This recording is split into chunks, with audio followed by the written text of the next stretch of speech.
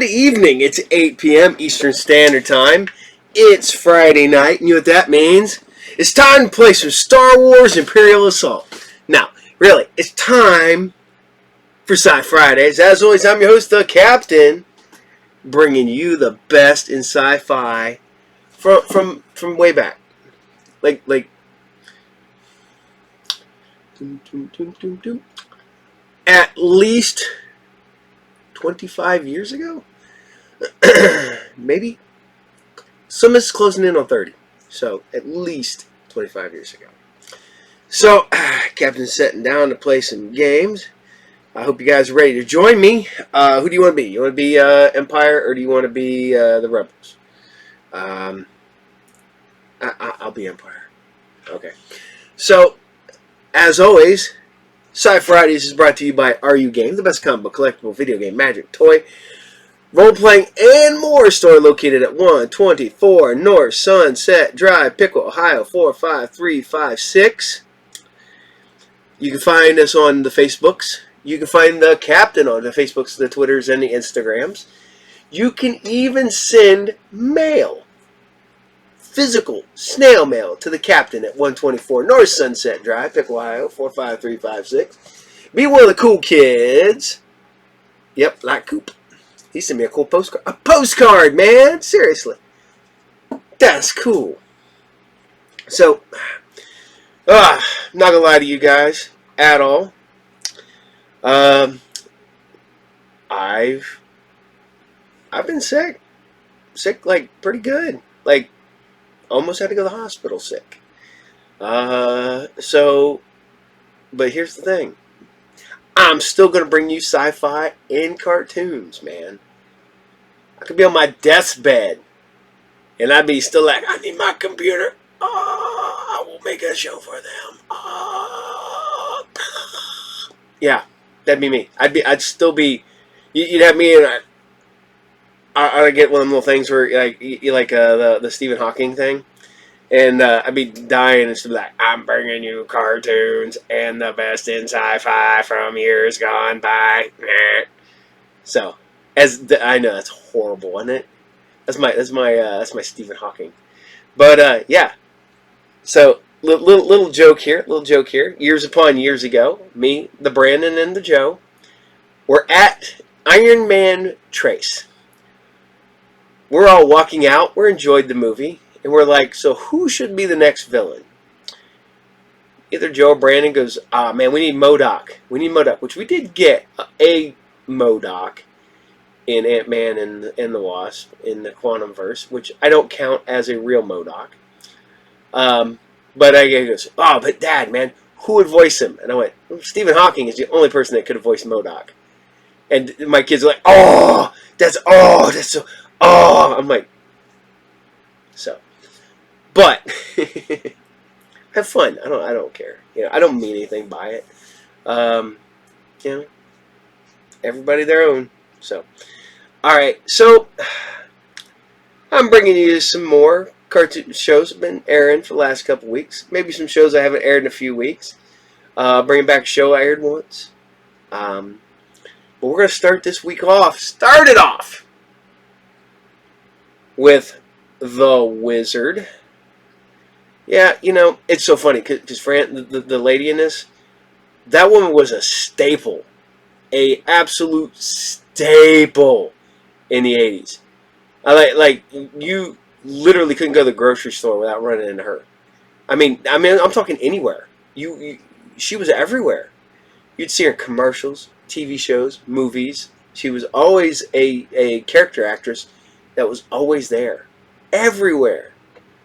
And I think this is one of her, like, where she's a lead, not just a character or a person that shows up every once in a while. So, but we're going to give it to you right now as the Captain dons his spectacles. My filthy spectacles, cheesy Pete. See, this is the one thing that the Captain is still not getting used to about having to wear glasses to read. I have to clean these things constantly because all I do is read. Alright, we're doing Wizard, episode 10. It Takes a Chimp. So I want you to pay really close attention to one of the actresses in this episode. So, enjoy.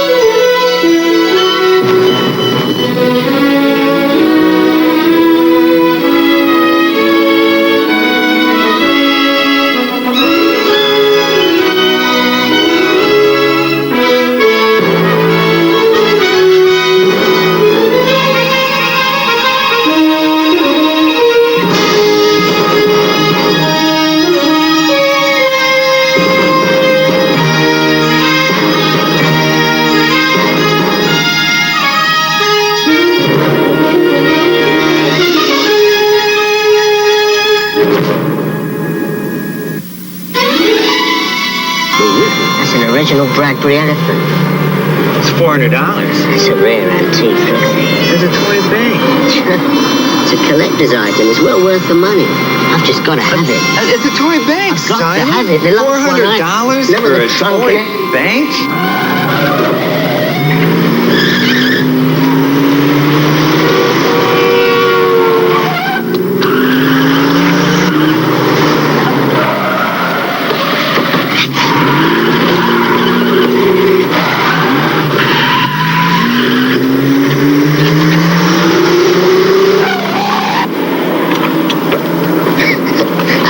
Look. Put a coin in his trunk. You watch this. You ready? Yeah. Now it only cost me $399.75.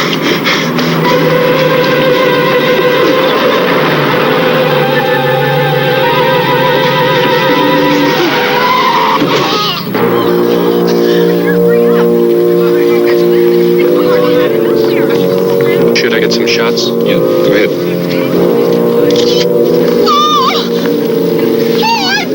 Stay there, right still. I didn't even see him. He just ran.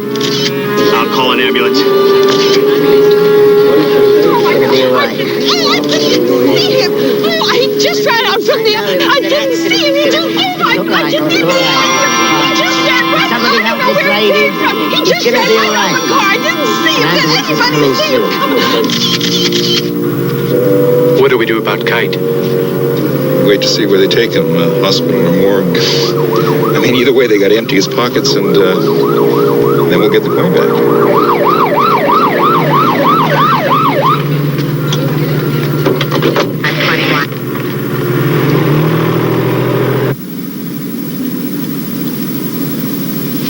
He had the coin on him when he was hit. But not at the hospital. It wasn't with his belongings. How could you give him the coin without examining the money? It looked real. You know, we've dealt with the KGB before. They've never tried to double-cross us. Who'd expect them to risk a source by paying with counterfeit money? Well, Mr. Kite must have decided to double-cross both sides and go into business for himself. Keep their $250,000 and sell my coin off for more. Low life. Got what he deserved. Wait a minute.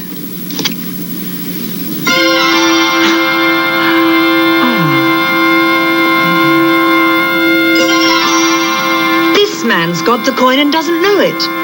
Find out who he is. I want that coin back, no matter what the cost.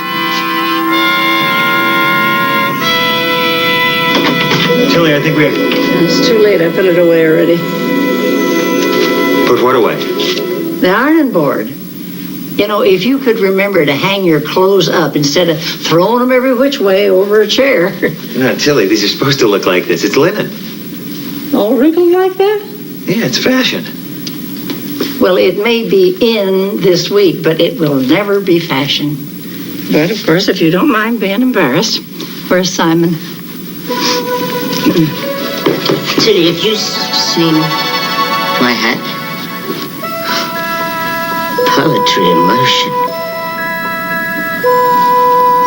You see, elegance never goes out of fashion.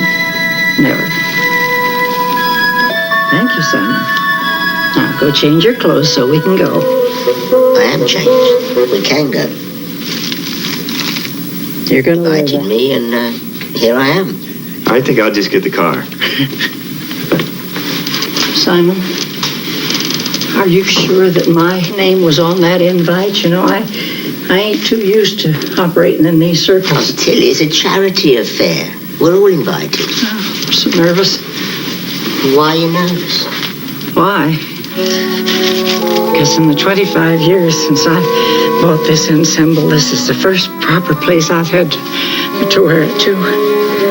Going to Lady Whitehurst is as close as this Cinderella's ever going to get to the ball. So I want to show my proper colors and my sparkle. Very nice. Well, these are my proper colors, and this is my sparkle.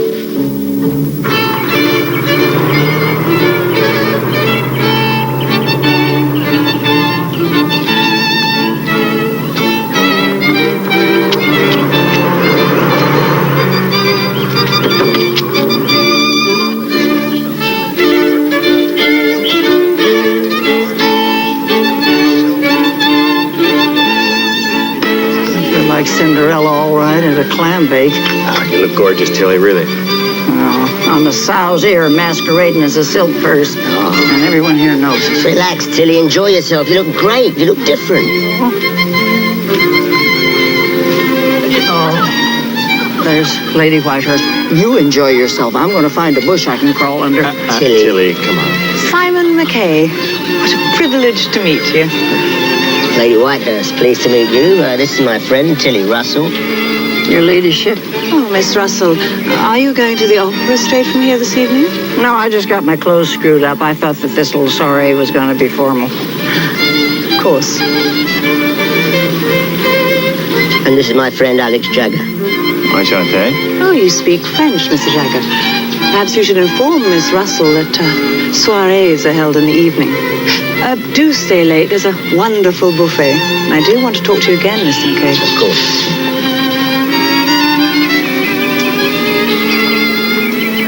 I'm sorry, boys. I made a mug of myself and shamed you. Tilly, nonsense. She was really rude. I think you showed remarkable restraint. This ain't my eye. That lady has class. Something I could use a bushel of. You got more class in your little finger than she's got in her whole body. Oh, Simon, I'm a relic. I'm out of step. I'm out of time. Why don't you guys just pretend you don't know me? Tilly, just relax. Enjoy yourself. Be yourself. Come on, let's mingle. Come on.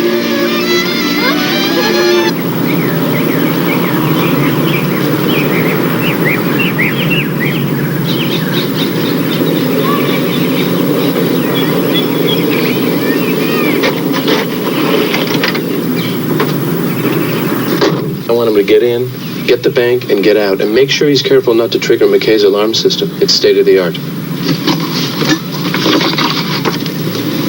This is the target. Understand? And make sure he doesn't steal anything this time. Just in and out with the bank. Get the target. The target.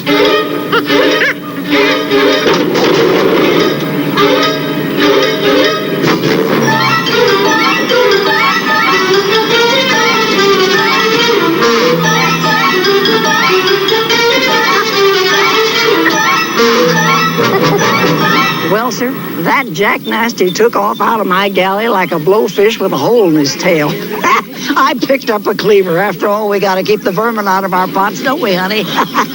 So I chased him down the quarterdeck, through the forecastle, and up the galley mast. That's the way it happened. So much for being myself.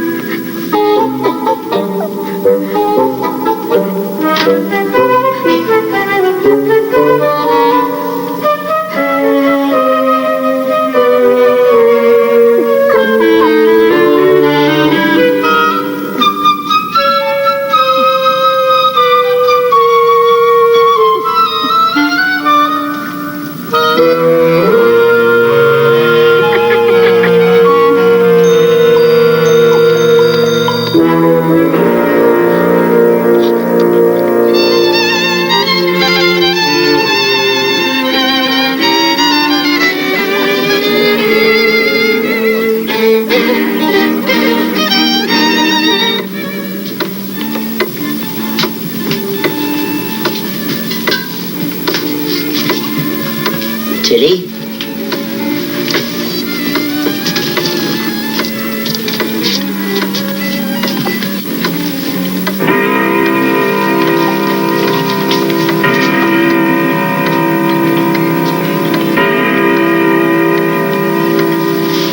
Can I help you? Oh, I was looking for a friend. It's a nice clock, isn't it? Yes. Well, she's not here. Excuse me.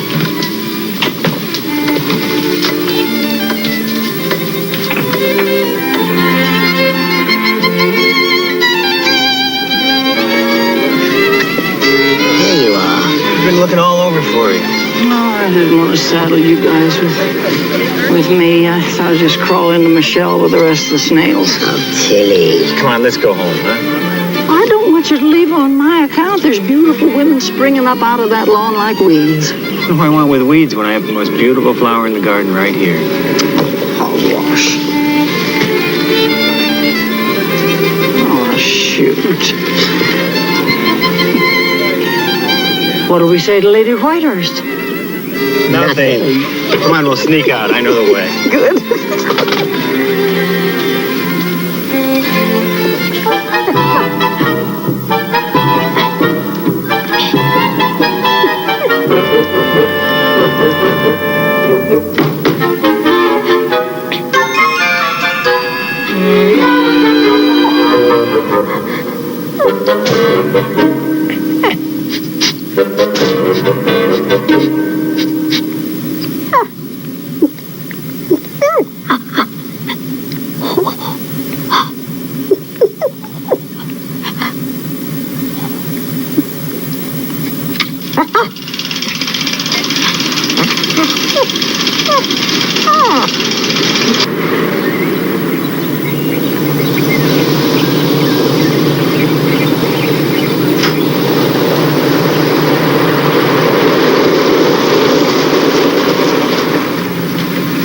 They weren't supposed to come back yet. What's taking the chimp so long?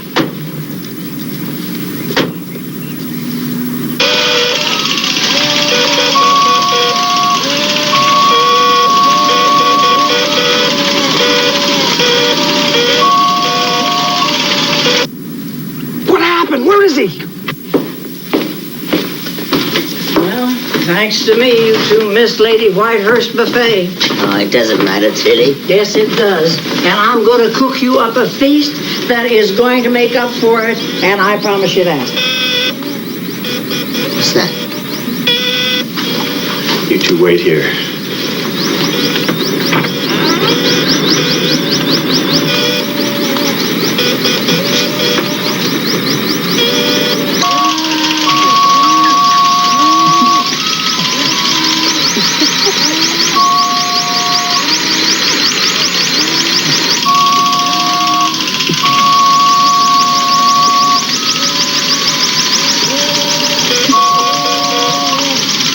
Where'd you keep her, pal?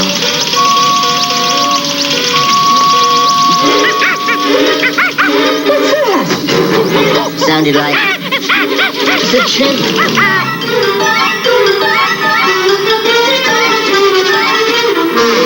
Where did he come from? What's he doing? Simon, is that another one of your inventions? Nothing to do with me. All right, then stay away from him. Watch him. Look out. Little guy's got teeth, Simon. Watch it. Alex, put your gun away. The more you chase him, the more he's going to run. We've just got to stay calm. Now watch. Easy boy. Easy boy. Good boy. No one's going to hurt you. Steady now. Do you want to be my friend? You be careful, Simon. He looks hungry. See, nothing to worry about. Uh-huh. Well, you just keep him away from me. I've been enough of a monkey's uncle for one day. Tilly, this is not a monkey. Monkeys have tails. This is a member of the ape family. He's a chimpanzee. And a thief.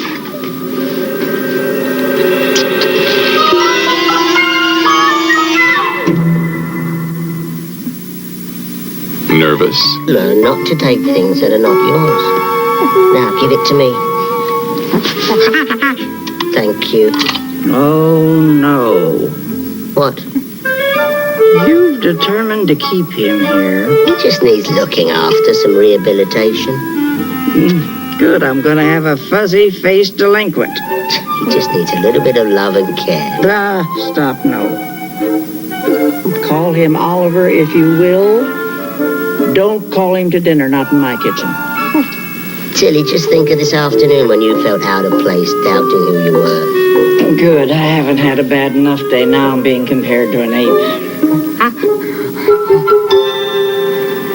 If it weren't for that fall, this injury, I would have done it myself.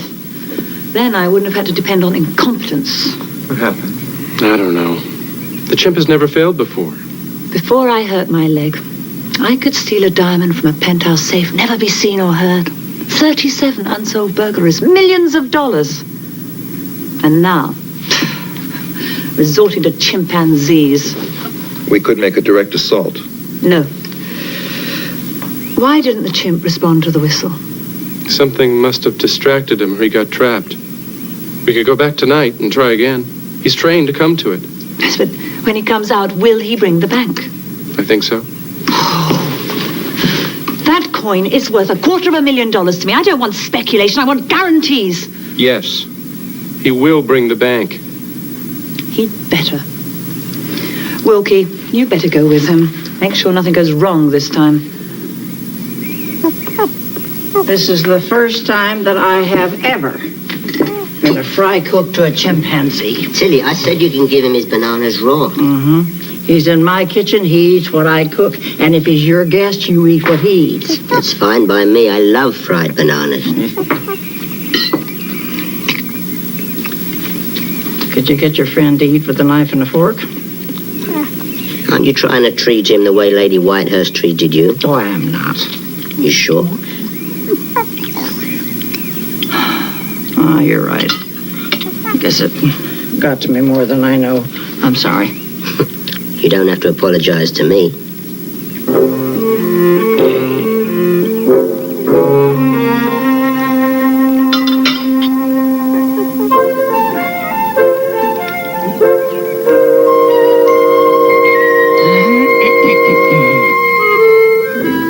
I'm sorry, Oliver. That's better. Anyway, you haven't even given him a knife and fork. I may be losing my eyesight, and I know the figure is gone, but I'm not losing my mind. I put a knife and a fork and a spoon right there. Huh.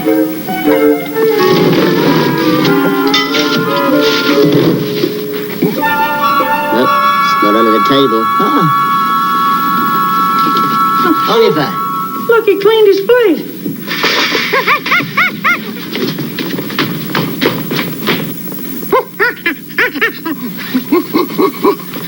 Oliver, just where do you think you're going? I'm surprised at you running off like this. Frisk him.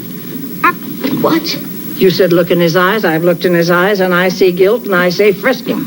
But Tilly. All right, Oliver, over here. Come on. Put your hands out.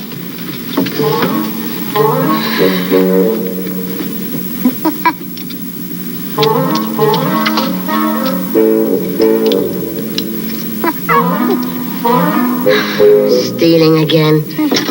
What am I going to do with you? See, biting the hand that feeds him. Come on, up here. Now keep him off the furniture, Simon. He's dirty. Oliver, Tilly is going to give you a bath. It's not that bad. Come on. I am not. Put that animal in our bathtub. This is Oliver. I know who it is. You can fluff him up with my hair dryer, then put one of my nightshirts on. I tell you, I have never been so humiliated before man and beast in one day in my life. And things are going to change down here. I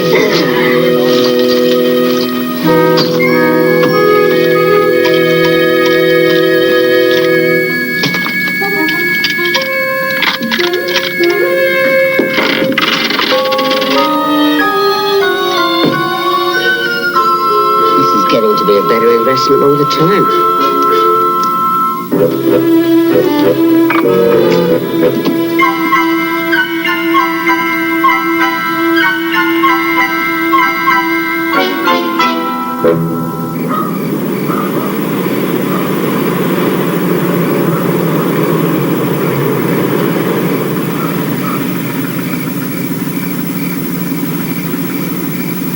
We'll wait until they go to sleep. Like most fairy stories, this one has a happy ending too. The girl married the prince and became a princess. And they lived happily ever after. So you see, Oliver, goodness does prevail in the end.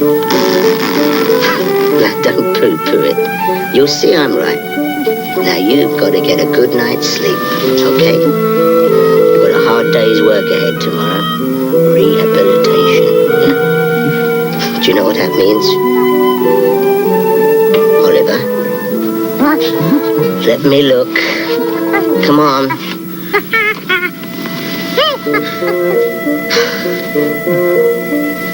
Oliver, what are we going to do with you?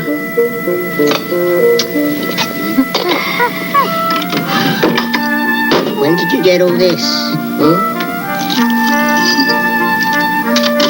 I don't know, it's going to be hard work. You like this, don't you? I know it's hard to sleep in a strange house. Will you sleep with us for tonight? And tomorrow, it's work. I know you can change. I know you've got it in you. That's right. Good night.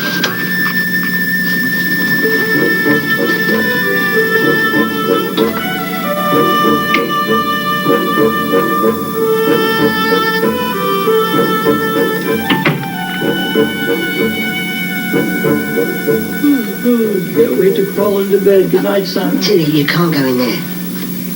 It's my bedroom. Yeah, but not tonight. I put Oliver to sleep. You put that animal in? She's sleeping.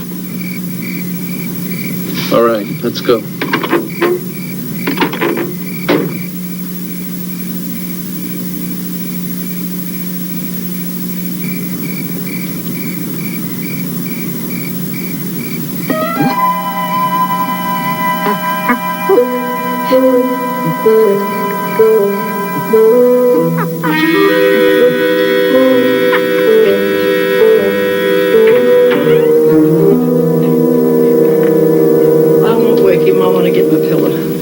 Get my pillow for Alex's bed.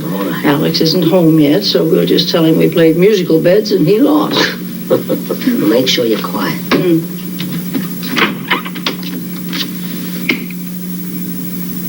Simon! The door. Oliver, where are you?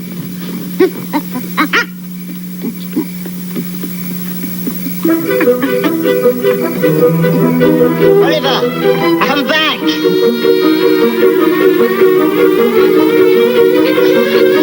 Wait for me! Get him down! Come on! Come on!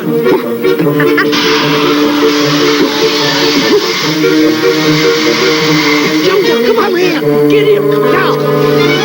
Careful, Simon! Come down! Come! Come down! Come on! Come here! Oliver, stay there! Wait! Come on! Come on down! Don't listen to them, Oliver! Move it down! Colin! Come on! Come on! Keep going! Come on! Don't listen to them! Oliver, stay! I trained! What's going on? Come here! Come on! Come on! I get him! Oliver! Come! Go get him! Go on and get him! Go on! Go and get him! Oliver!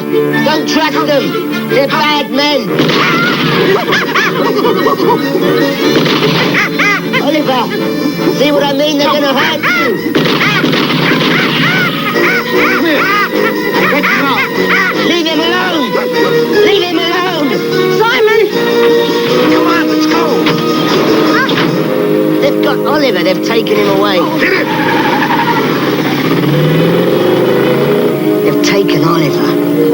He didn't want to go. I could see. I know, Simon. I know. They forced him. Drink your hot chocolate. It's too hot. Well, where have you been? Checking out our furry friend. What are you two doing up now? They came back. They took Oliver. Who did? Fagin, whatever his name is. His trainer. Whoever taught him to steal. And they shot at Simon. There's more here than burglary. You mark my words. Did you come up with anything? Yeah, as a matter of fact, I did. There were no street maintenance workers assigned to this neighborhood today. And I got a list of all the chimpanzees that were stolen from circuses and university research projects. Lyndon's going to follow up on that. And he's also going to do a rundown on Lady Whitehurst for me. Lady Whitehurst? What's she got to do with this? Tilly, that invitation she sent us came out of the blue. And it got us away from the house at the same time that the chimpanzee was breaking in here. Oh, I don't believe we've got anything she'd need to steal. Well, nevertheless, nobody seems to know much about her before she married Lord Whitehurst 6 years ago. And he dropped dead shortly after that. All right, so she's mysterious. That's the way nobility is. When look at her, you know she ain't no criminal. Tilly, there's some pretty fancy crooks around these days. Speaking of crooks, did Oliver manage to get away with anything? My toy bank. He was attached to it. It was a security blanket, that's all. They took him with him. He was forced to go. He didn't want to go. You want some hot chocolate? Yeah, I'd love some. Thanks.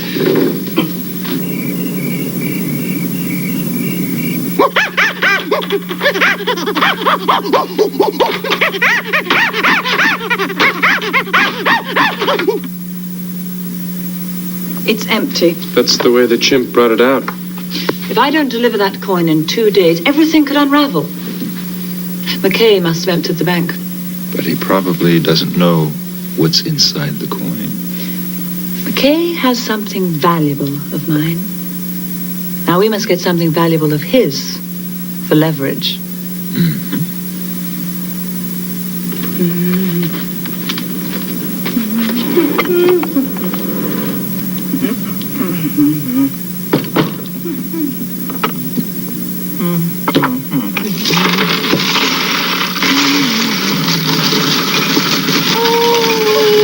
Okay, let's see. Avocado dip.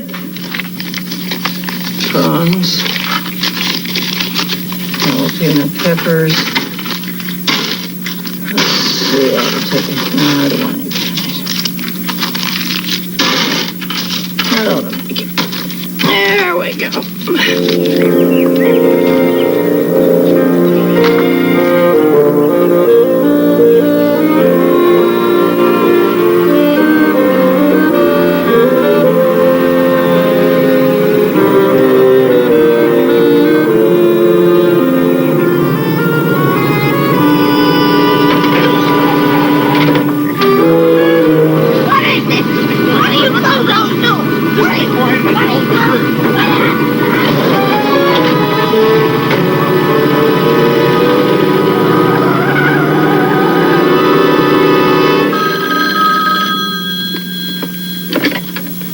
McKay residence.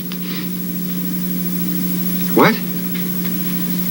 Wait just a minute. Hold on. Give me that slowly. Where's Tilly? She's in the market. Why? Shh. Hit the recorder. The recorder. Go on. All right, who is this? That doesn't matter. I've got Tilly. If you want her back alive, you'll do exactly as I say. How do I know you really got her? If you don't do as I say, I'll ship her back in a box. All right. What do you want? The coin that was in the bank, bring it to the bus stop at Lincoln and Montana in 1 hour. Come alone. Oh, no. Hey, what are you doing? That $1/2 I found in the bank. I didn't know where it came from. I just put it in here till his grocery money. I hope she hasn't got it with her. You mean the bank wasn't empty when you bought it? Except for that quarter, no. Look at this. No ridges. It feels lighter, too. Let's take a closer look at this. It's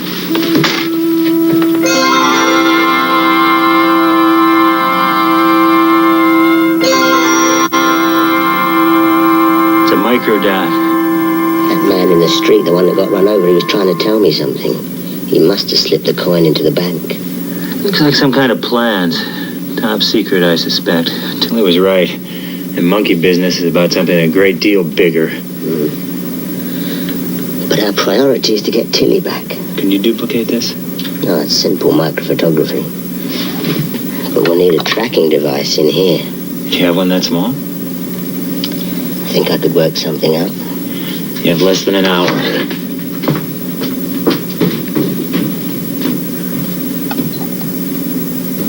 If you don't do as I say, I'll ship her back in a box. The coin that was in the bank, bring it to the bus stop at Lincoln and Montana in 1 hour. Alex, the transmitter's in the fake microdot. The coin can serve as an antenna. We can track it with this.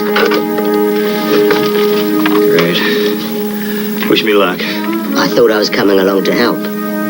Look, I'm sorry, Simon. On top of all of this, I just can't worry about your safety.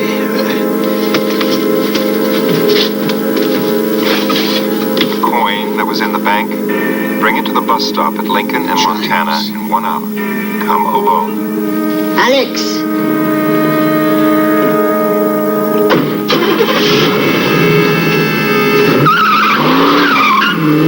Alex! I know where Tilly is! And Oliver.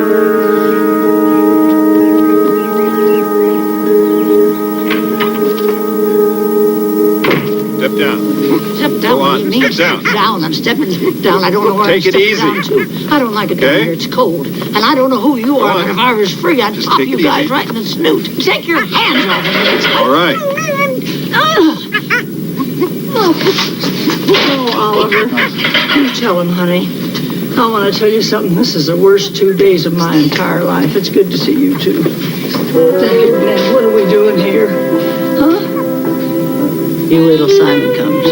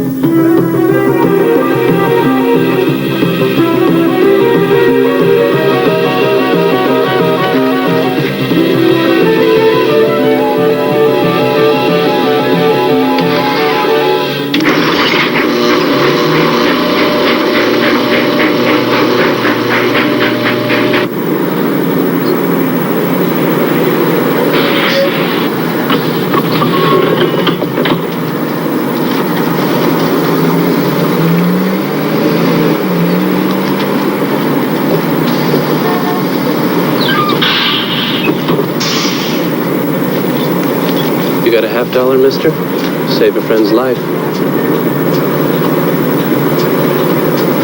Where's the friend? She's not feeling well. She may take a turn for the worse.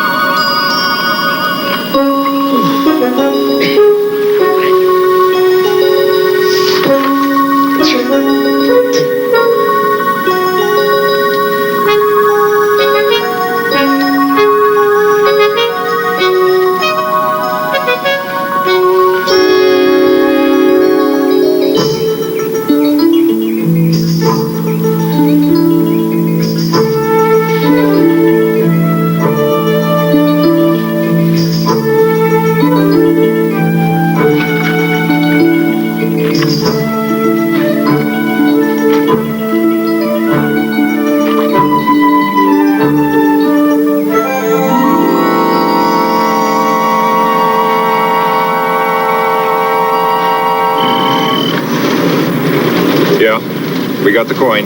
Good. Well, get it here as soon as possible. There are a lot of details still to cover. I'll be there right after I pick up Barnes.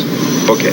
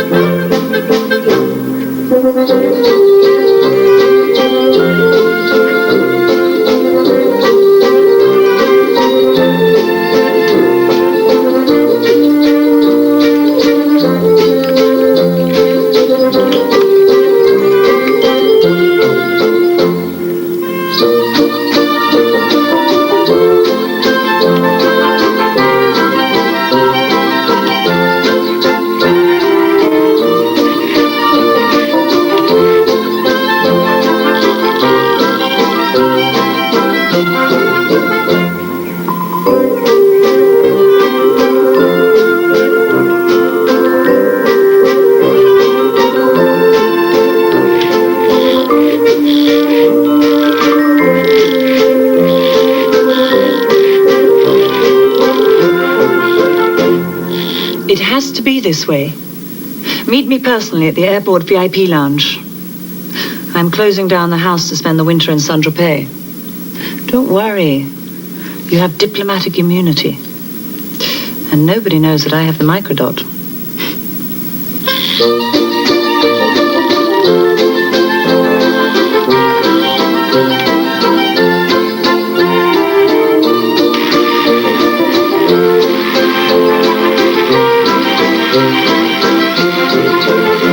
Oh, no.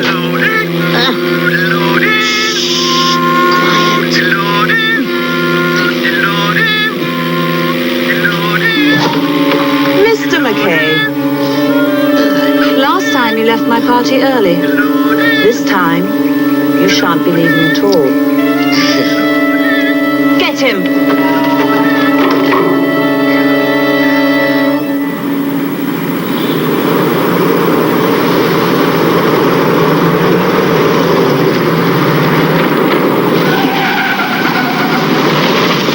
Hurry up! Get in!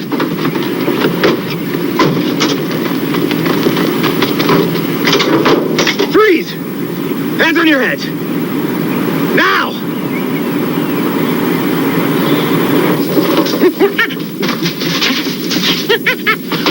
Simon! Tilly, Simon, what's happening? What's going on looks here? like we're going to have plenty of time to talk about it.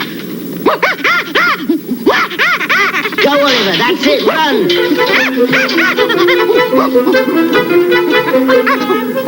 Get Hubert and go after him! Quickly! Lady Whitehurst. That's no lady, she should be doing life. I'm not the one behind bars, am I? You are from where I'm sitting. What's going on here? Kidnapping, robbery, espionage, to name but a few. Oh, I'm glad you appreciate my artistry. You know I admired you from afar. And now up close I see the rot in your timbers. You are an ignorant, vulgar woman, so shut your mouth. Careful, honey. Your true colors are seeping through. They certainly are. When I get that coin in my possession, the only color seeping through you is going to be red.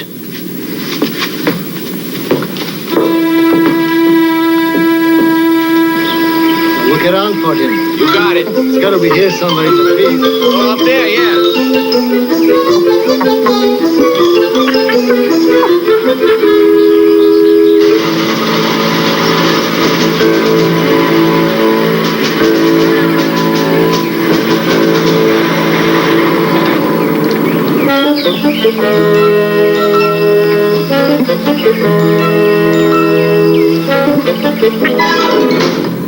Oliver!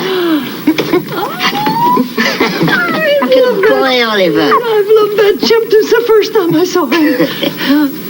Open the bag, Oliver. Open the bag. The balloon. Get me the red balloon. It's not just any balloon. This is a power balloon. That's it. Good Give it to me. Good boy. Good boy. Thank you. Now, hold this between the bars, silly. Now, like this? Hold it tight. Like this? Uh-huh. Am I doing it right?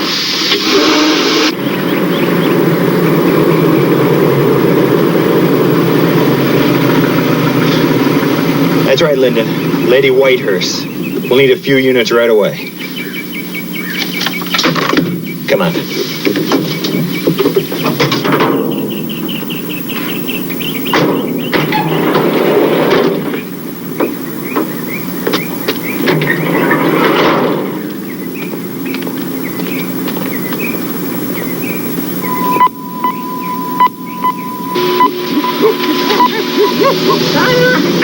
I'm being crushed. Me too, silly. Just a few seconds more. For what? You'll see. That's it now. Get the white can. Wait a minute. Hurry. All right, here it is. Now, take the black knob and twist it. All right. All right. All right. It won't go any farther. That's it. Okay.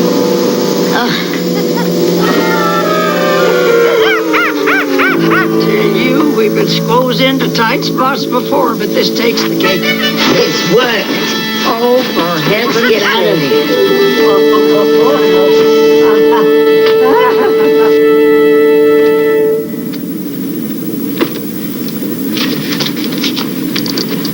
Oh, bring me the coin, quickly. Afraid the party's over.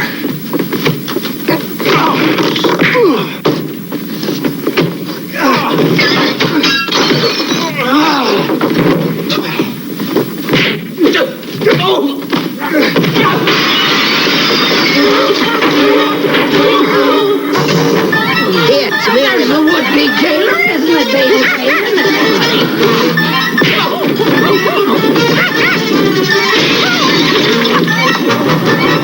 Wait a minute, I want to talk to you. No, I want to talk to you over there. Oliver, get him.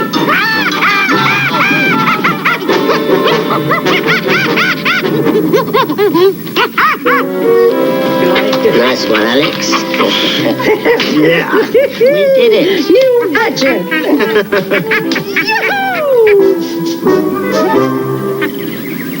That's enough for you, Oliver. Tilly, it's only carbonated cider. There's no alcohol in it. I know, but the bubbles set him off. Hey, what's the celebration? Oliver here has been accepted by the children's school for the deaf. Oh, great. Yep. He's going to go tomorrow in a test program. I knew you were destined for great things, my boy. Yeah, and stealing isn't one of them. Well, speaking of which, you guys will never guess what came out of Lady Whitehurst's interrogation. What? Well, it seems that before she hurt her leg, she was a cat burglar. In fact, she was the most notorious jewel thief in all of Europe. Well, she sure had me buffaloed. Just goes to show you gotta look more deeply into people. So let's drink to our champion. Hey, Oliver. Oh, well, boy. Well done, Oliver.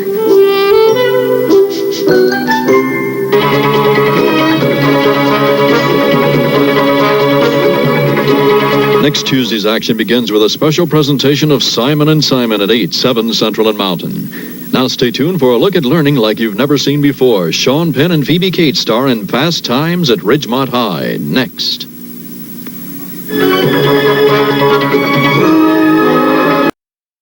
It's a refund, a dividend, a bonus, a bonanza. Beers is giving away Beers Bucks to be used like cash on a store full of spring and summer bargains during the May sale at Beers in the Rainbow Center. You get one Beers Buck for every $10 you spend.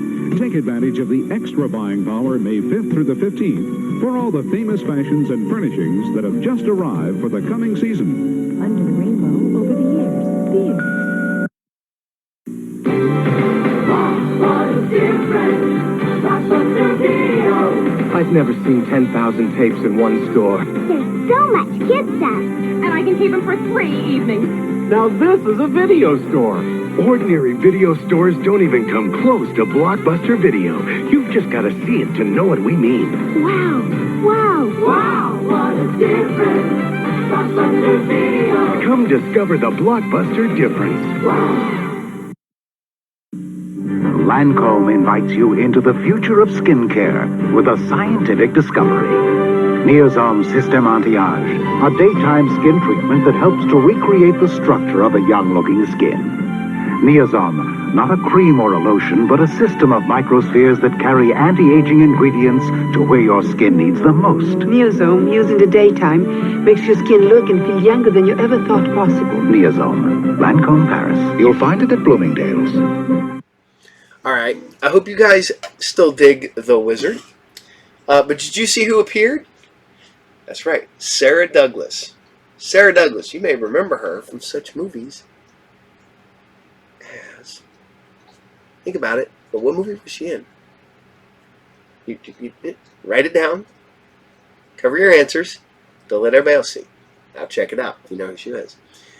And there was absolutely something about the late 70s, well, actually the mid-70s into the mid-80s.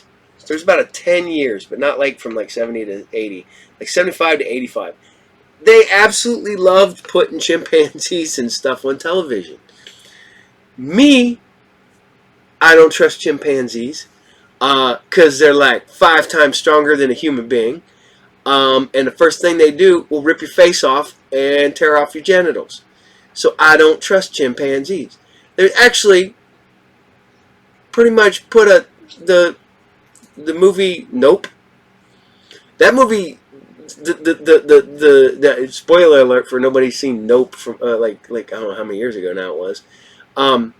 Yeah, the alien thing, the monkey's the scary part. Because they're like a lot like us, except for they're not nothing like us. So, on that note, I hope you guys dig that. Remember, put your answers down there. Who was the special guest in that episode? So, we're going to cruise on over to some Dracula. You know, the best part about Dracula is everybody, that's a sandbox that anybody can play in. Literally, anybody can do a Dracula. You can't remake the movie Dracula, but you can use the character Dracula. And so everybody does. Everybody makes Dracula stuff. I mean, we've been making Dracula movies forever. I mean, literally, I think the first movie was The Great Train Robbery, and probably the second movie was a vampire movie. Because it's how it's been since almost day one.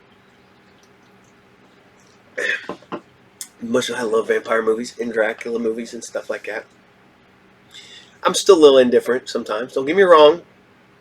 Do not get me wrong. I knew a guy, he loved his zombie movies. And he did not think there was a bad zombie movie. There were goofy zombie movies and zombie movies that may not have been good, but they weren't bad. Now, he hated vampire movies. Absolutely hated them. He did not like the romance aspect of it because they're monsters. I'm like, you're not watching the right vampire movies, man. There's lots of ones where they're monsters. 30 Days a Night, monsters. The Last Voyage of the Demeter, which is a Dracula, monster. Nosferatu, monster. You know, one of my favorite vampire movies of all time. Lost Boys. Still they're charming, still monsters. I love them for it. So, here you guys go. This is Dracula, and this is episode 12. And this is...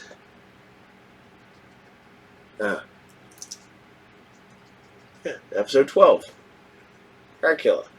Enjoy. Let me be there,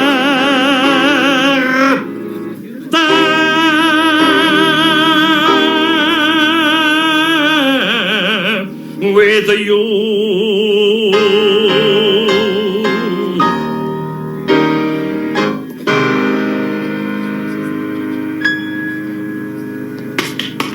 Bravo! Bravo!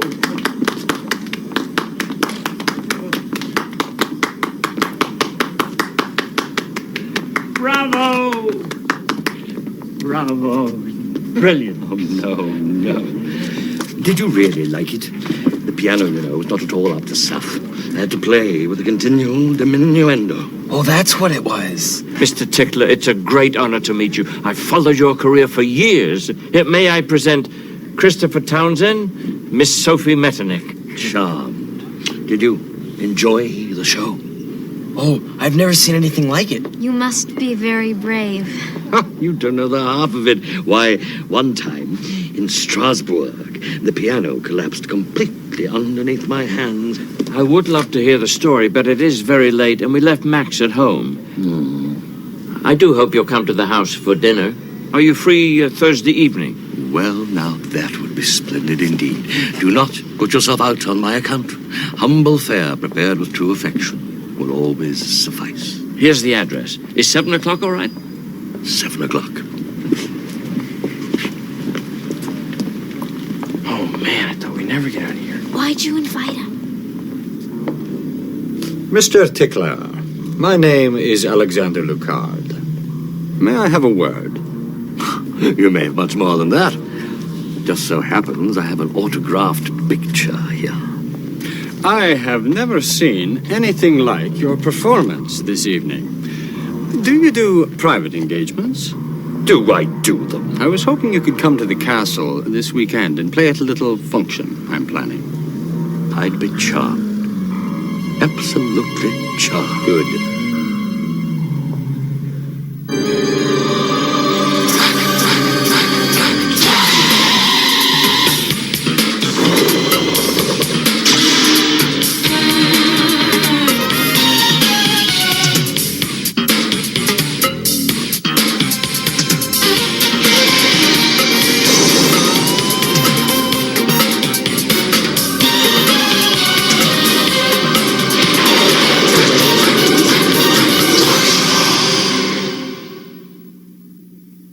So what do you think?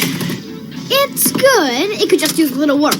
Well, I wasn't really gonna send it. It was just to pass time. The only problem is, you're too modest. So, I sorta rewrote it a little. Try this. Hi, I'm a state-of-the-art guy, 16 years old, hyper cool, musical, brilliant, but I hide it well, rebellious, faithful, tough, and sensitive. What do you think? I sound like Batman. You really think I'm like that? Of course not. This is publicity. Besides, Batman does great with women. Yeah, but he never had used a teenage personal line, I bet. That's how everybody meets each other in Europe. I know, but it seems so dippy.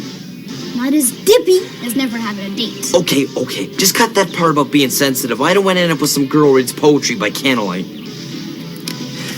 Ridi, pagliaccio, sul tuo amore, in fronto. Bravo, brillante. Mille grazie.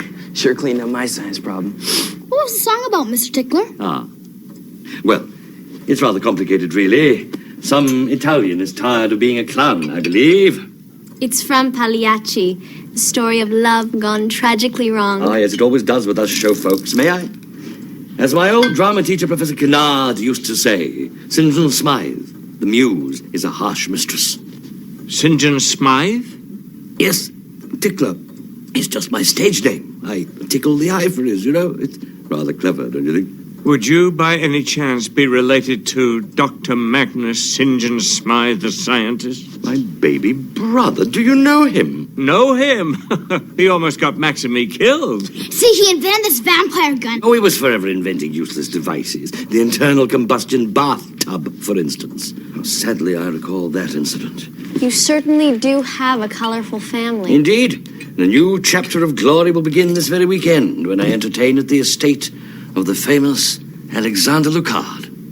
Of who? You can't. Nonsense. My skills are up to even the most discerning audience. I'm up to any challenge. I'm also up very early tomorrow. Another damned court appearance. You know, you make one tiny mistake with your knife-throwing act. Miscalculation, really, not a mistake. They're after you for the rest of your life. So I'd best be on my way. Thank you one and all for a most pleasant evening. I know the way out. Oh, Gustav, you can't let that poor guy go alone in the castle. He'd be toast. Now, where is it? No, you're quite right. Still, he's not due there until the weekend. Ah, here it is. I'll think of something. Way out.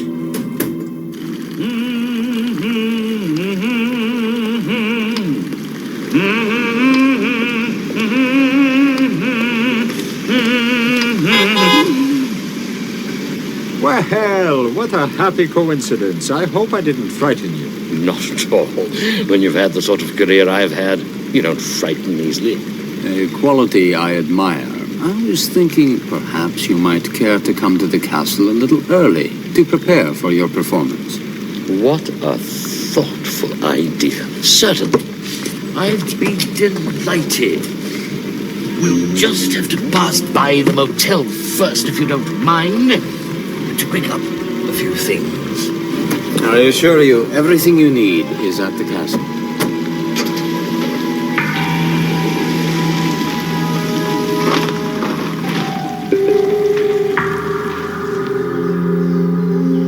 Wait, sir, don't do that! Don't panic, Malcolm. It's perfectly safe.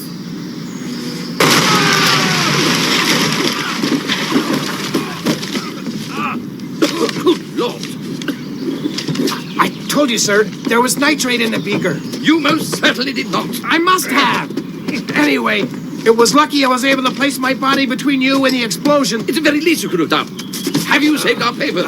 Most of them went up in the blast, sir. I do have the mail, though. More bills, I suppose.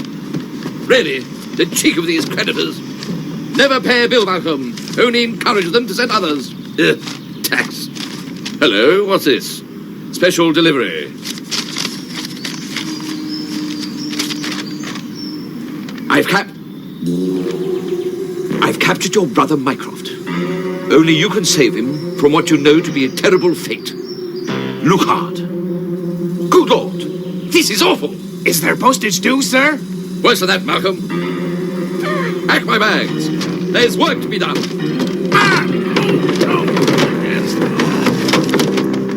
Yes. I got an answer. What was the question? An answer to the ad you helped me write. It was here when I got home. She loved my description. I guess I owe you one. I'll make a note of that. What'd she sound like? Really hot, slim, dark-haired, blue eyes. She's my kind of girl. Into music. She likes to go dancing. She wants to meet me tonight. Aren't you nervous? What for? How bad could it be?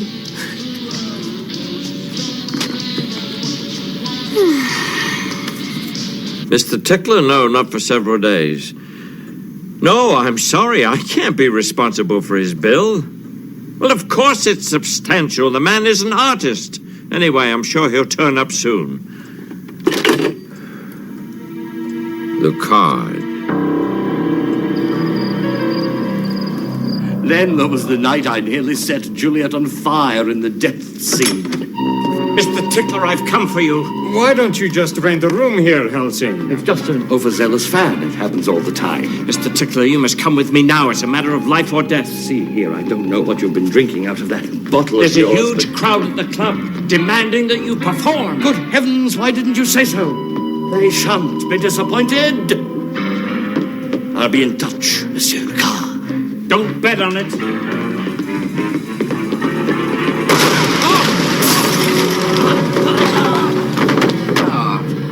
Evidently a slightly larger charge was necessary to blow open the door.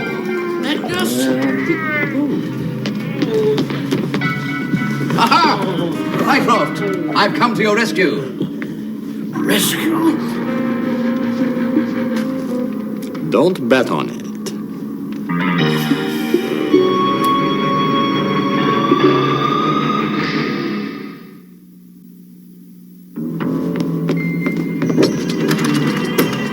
You tried the doors just 3 minutes ago.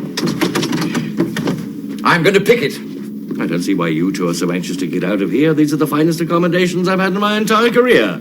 A far cry from the dressing rooms of the old Aberdeen playhouse, I can tell you. Mice the size of ponies. No. What you don't seem to appreciate is that Lucard is a genuine blood-sucking vampire. Well, what successful entrepreneur isn't? You should meet some of the theatre owners I've had to deal with. I'm afraid your brother is absolutely right, Mr. Tickler. We absolutely must escape. Why, there hasn't been a prison built that can hold me. I toured the Empire as the great tickler, master escapologist. I was even thrown into the Thames, bound hand and foot. That was by an angry mob. I don't recall the details. Ah! I just felt the mechanism give. Gentlemen, we are free. Good Lord. Dr. Smythe, I've just come for you and Helsing.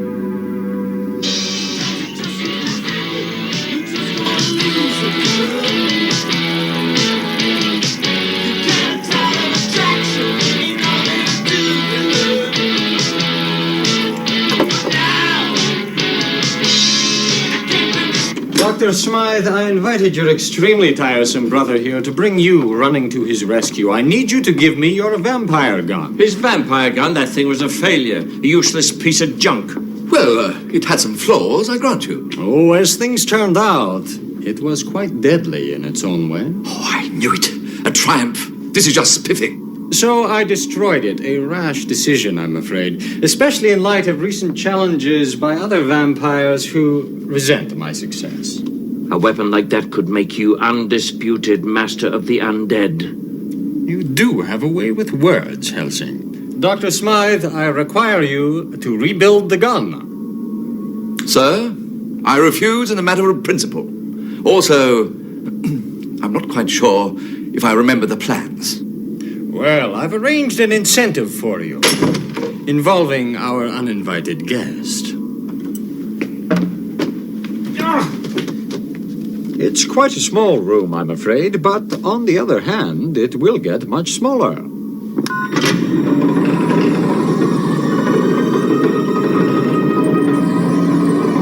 I don't believe this.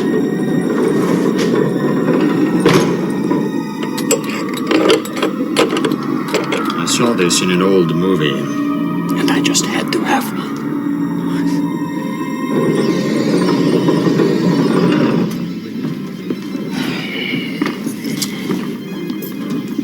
Sophie! What are you doing here? I can't talk to you now. I'm on a blind date. A blind date? So am I. You too? I can't believe we picked the same spot for our dates. Chris, how can I put this? I think that we are each other's blind date.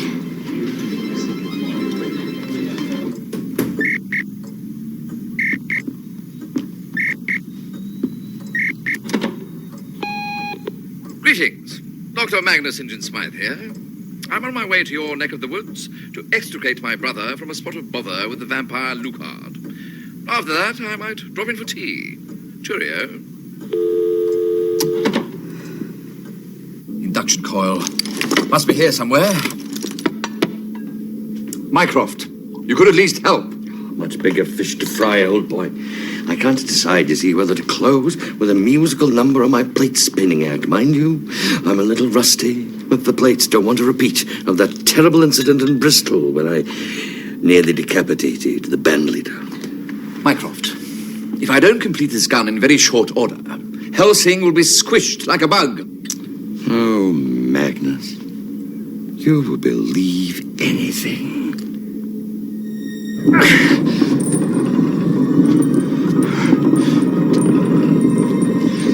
So what made you pick out my ad? I don't know. It was kind of overblown, but cute. Max said whoever wrote it was just hiding their insecurities. Max? He helped you pick it out? He made me read the column in the first place. He helped me write it. Then he engineered this whole thing, that rotten... Hang on. Are you having a good time? Well, yeah. Yeah, me too. So why should we be mad at Max? Sure, so what if he manipulated us like a couple of puppets? Yeah, so what? I say we go home and we kill him right now. Max can wait. Come on, Soph. Candlelight, roses. What more do you want? Beautiful moon with thy silvery light, thou cheerest the Esquimaux in the night, for thou lettest him see to harpoon the fish, and with that he makes a dainty dish. Would you kindly keep quiet?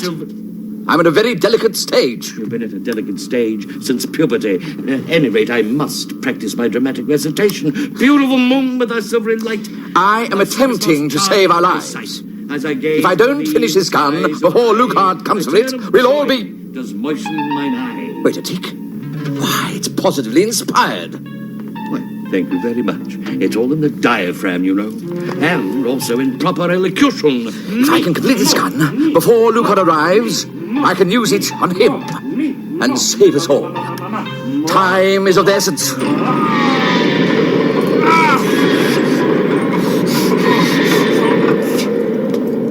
Uncle Gustav! Max! Uncle Gustav! Use the skeleton keys! Hurry! Get me out of here before I'm crushed!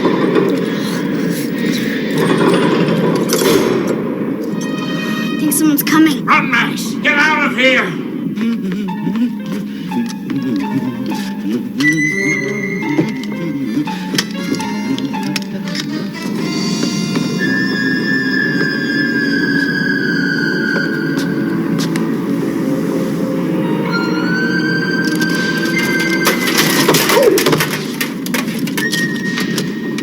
Zombies are so stupid.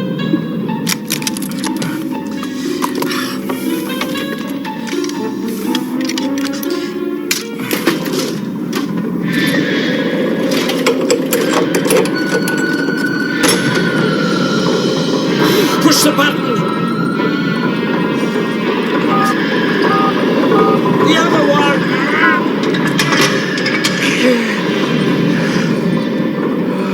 Oh, Max. I have... Whoa! A shrinking room! I saw this in an old movie once and I've always wanted one. Get the bags. Let's go.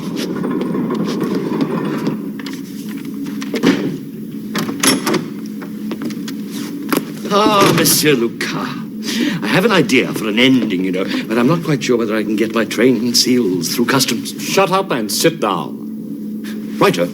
Any success with the gun, Dr. Smythe? Time is running out for Helsing. As it happens, the gun is complete. You may free Herr Helsing. I don't think I'll bother. You promised. I lied. You've overlooked one thing. You've allowed me to complete this gun.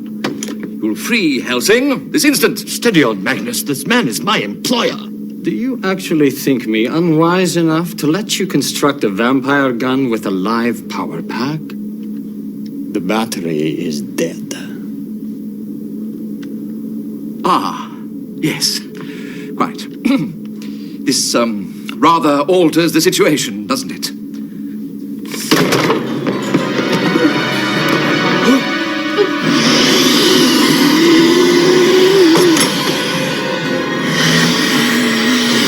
Mr. Tickler, come with us. Oh, no, thanks. I'm not the religious type.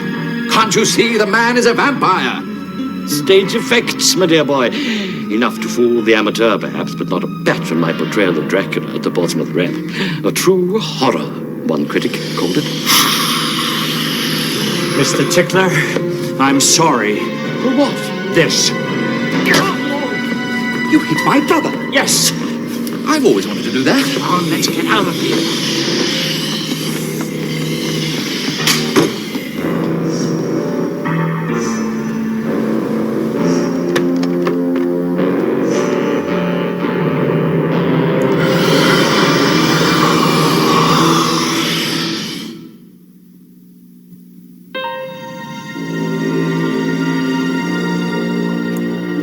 Mr. Tickler, whether you believe it or not, Magnus risked his life to save you. Oh, it's just nothing, really. Unfortunately, Lucard has the vampire gun. Ah, not quite. You see, I built it incorrectly. It'll never fire. You mean, when you held it on him, you were bluffing? An act of great dramatic flair. And courage. Dr. Smythe, I drink to your health. Thank you, so kind. Yes, it was a simple matter of exchanging the second and third circuit boards, you see, and... no, wait a minute, or was it the third and fourth? Oh, wait, let me think.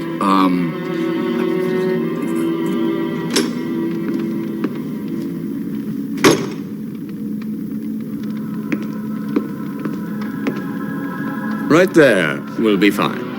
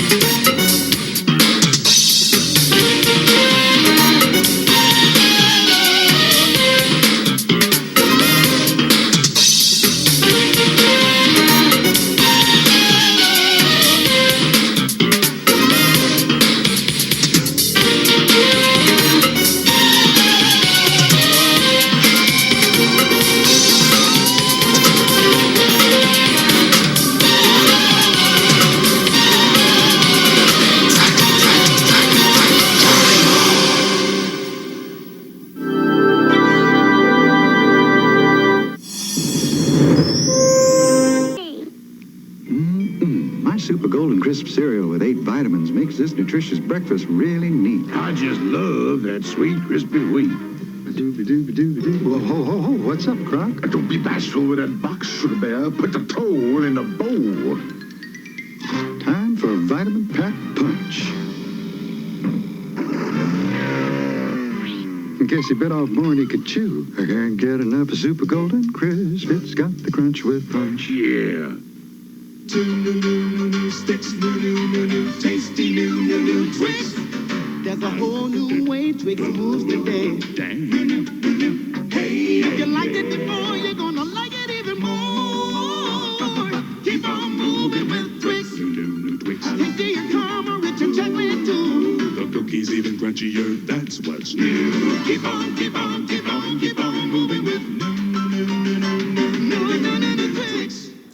So, I hope you guys still like Dracula, because we're gonna cruise back to some car action with Viper. Man, I miss those. I miss the action car shows that we used to get, man. We were up until, what, the early 2000s? It's like 20 years has gone by. We have not gotten a good car-related television show. I know at one point on, the Peacock Network, we were supposed to get a reboot again of Knight Rider. That fell through. That was even supposed to be, I think, one of the core shows that started the network. And it got dropped before then. Yes, I'm going to say this. Yes, it would be hard to do Kit without Mr. Feeney. But the man is like 100 years old. Eventually, I love Frank Welker. I love Peter Cullen. I love Mark Hamill. And I loved, Kevin Conroy. There's the thing. Kevin Conroy passed. Is there other... He's the best Batman. Are there other good Batmans out there? Yes. Some really good Batmans out there. Mark Hamill doesn't want to go back to the Joker because his friend died. I get that. We have some great people that do the Joker. John DiMaggio. Just letting you know. Bender from freaking Futurama does a great Joker. Peter Cullen and Frank Welker, so with Optimus Prime and Megatron, are all getting up there in years. Yes, I think Optimus Prime or Peter Cullen could come back and do Car. I would love it. I would love for Mr. Feeney there to show up to do the voice of Kit. Maybe even start the show with those guys. Have them, and then have something happen. The car get total destroyed, and they have to rebuild it from the get-go, only to find out that the man had originally, that they used the voice of for Kit, is long gone. He's like the original Knight. He's the guy who decided to come up with everything, and that's how we got the voice of Kit. Do that, man. Run with it. Just try to go back. Try to make it. I hope so. But yeah, I miss car TV shows. that being said, let's cruise on out with episode 4, season 2 of Viper. Enjoy.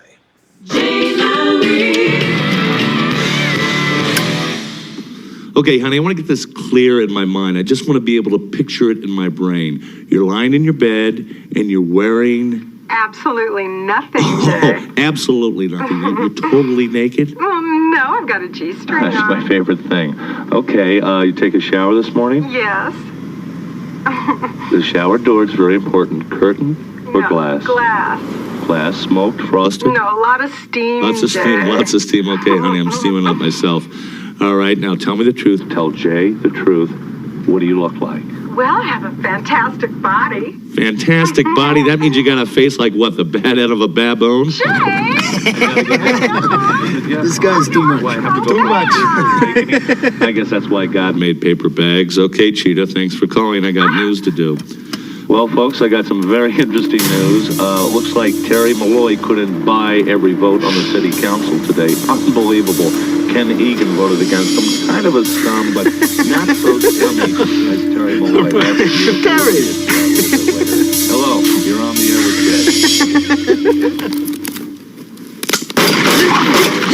Jay. Terry, what are you... You find that idiot amusing? No. You'll be in stitches when his big mouth puts us out of business. Take care of that thing for me? Yeah. Yeah. Let me see.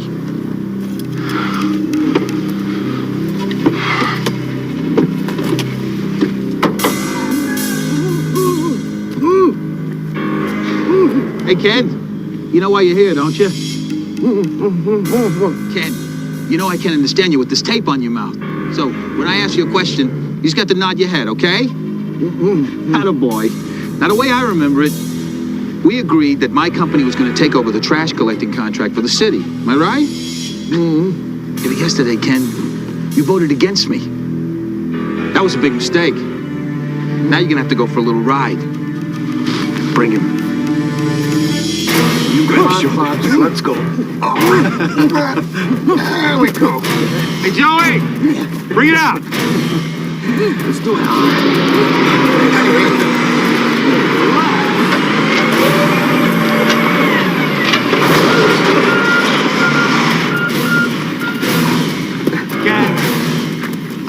Your car is here.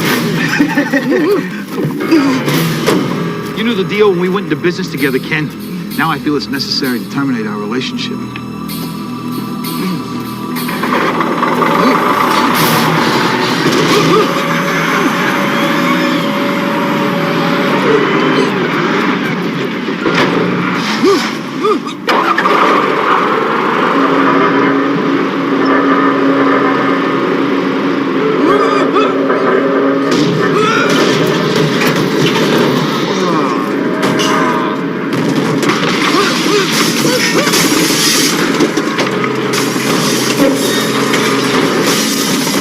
Beautiful.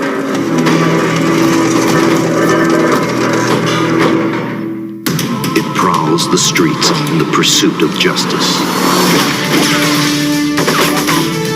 Its origins are secret. Its technology, 21st century. Its existence, officially disavowed. But its presence, undeniable. The perfect weapon for an imperfect future.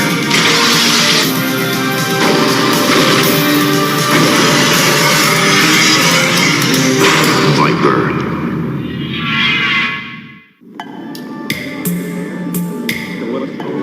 Whole afternoon down the drain just trying to fix a ticket. We're talking about 27 moving violations in a month. You set a new city record. What do you expect? They got cameras on light poles just looking for guys like me. I expect you to keep it under 90 in town. Mr. Malloy, what do you know about the death of Councilman Egan? I know that it's a sad event for this city and that we're all going to miss him a great deal. Did you have anything to do with it? Ladies and gentlemen, let me say once and for all, I crush cars, not people, and we are all saddened by the death of Councilman Egan. You'd think they'd be used to Malloy walking out of jail. What is it this time? Railroad switchman found Councilman Egan's body in a flat car, on a flat car, headed for Omaha. And they tied it to Malloy? Not tight enough to hold him. Little money and muscle, and he's free before you can say drop the charges. You got it. Have no further comments. Nothing else to say. Nothing else to say. 3 hours, Jessica. 3 hours I've been sitting there answering these stupid questions. I pulled every string I could. Yeah, well, the next time I'm in trouble, pull them a little faster, all right? Fine. How much did this cost me? 30 grand. You got any good news for me? Our contacts at the DA said there's a strong possibility of a grand jury investigation. If that happens, they're going to look into everything. Sounds like you're going to be a very busy young lady. Terry, what the hell do you want me to do? Protect me. I pay you a lot of money to protect me from crap like this, Jessica. So don't stand there and tell me I'm about to lose everything that I've spent my whole life working to build. With Lowry on the air attacking you every week, how do you expect us to keep the DA in our pocket, huh? Are you telling me that Jay Lowry, the disc jockey, and his legion of morons have more clout in the city than I do? Is that what you're saying to me? No, I'm not. I'm just saying that people listen to him, that's all. Yeah, well, listen to me.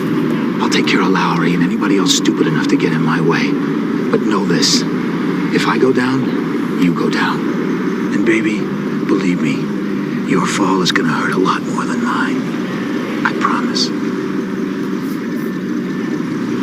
Have a nice day.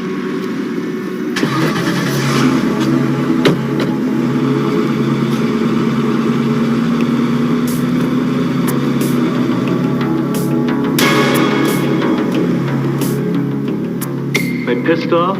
You bet I'm pissed off. Everyone in the city should be pissed off. All because of cheap Don Corleone wannabes like Terry Malloy. Let me tell you something about Terry Malloy. You never heard about him. Terry Malloy lines the pockets of everyone in the city, from City Hall to the cop on the beat. And guess what? Once they're bought, they stay bought. And if you get out of line, guess what? We never hear from you again. I mean, Ken Egan, look at him. Now, everybody knows that Ken Egan was a double-dealing, dirty politician. But I say we take that crushed car coffin of his, we stick it on a float, we run it down Market Street at high noon, and we give him a ticker tape parade. Because he's the only one on the council that had the cojones to stand up to Terry Malloy. Terry Malloy is a bug. You know how we take care of bugs, folks? We crush them. I mean, we could try flushing them down the toilet, but you know what happens, folks? The bugs just crumble right up. Yeah. You hear this scumbag? Yeah, I got it. Right. Well, tomorrow is Jay Lowry's last day on the air. Understood. See to it. Got it. Let's see what's happening. Good morning, you're on the air. Hi, Jay. I'm Olga. And I'm Astrid. Are you sisters? We're twins. Twins? Are you identical twins? That's right, Jay. Oh, man. Are you identical in every way? There's just one small difference. Listen, well, why don't you come down and show me what the difference is? Oh, we'd love to get together with you and see if you can discover. Yeah, I'd like to discover that how soon can you get down to the station? When would you like us there? Now! Lady, get down here, please. Do we have to be subjected to this garbage? Hey, Westlake, one man's garbage is another man's delicacy, you know? Oh, Allie. Allie. Huh. Back me up here. On what? The sleaze that Frankie's listening to. Sorry, I wasn't really paying much attention. Jay Lowry? I don't know much about him. In fact, I've never even heard a show before. What planet are you from? You've never heard of Jay Lowry? Hey, who's got time? Well, I only had to listen to him once to realize he's an obnoxious egomaniac who hates women. See, now that's where you confused Westlake. Jay Lowry doesn't hate women. He worships them. Almost as much as he worships himself. There you go. See, it's a man thing. Obviously. Hey, Jay, I was cruising with my buddies a few nights ago, and that silver mystery car whistled by us. It was hauling, man. You actually saw it? Well, yeah, I mean, I didn't see it fire any guns or rockets or anything. It just kind of disappeared into the night. What's going on with this city? I mean, we've got dangerous vigilantes running around in some armed and deadly mystery car? I mean, who is it? Who are they? Who's accountable? Let's find out. And if it's the police, I guarantee you this lethal weapon on wheels is one more step to a total fascist police state. Scumbag should be pulled off the air.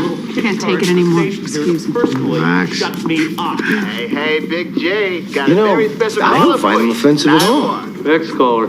I think you would have a perfectly nice show if it wasn't for that gutter language. Why don't you use. listen to that damn John Tesh? I don't understand why you have to have such a filthy mouth. Because that's where I was raised, you old bat. I didn't raise you that way, you rotten Leon, SOB. you know, when you get your own mother to call you an SOB, it's so zen-like. Next caller.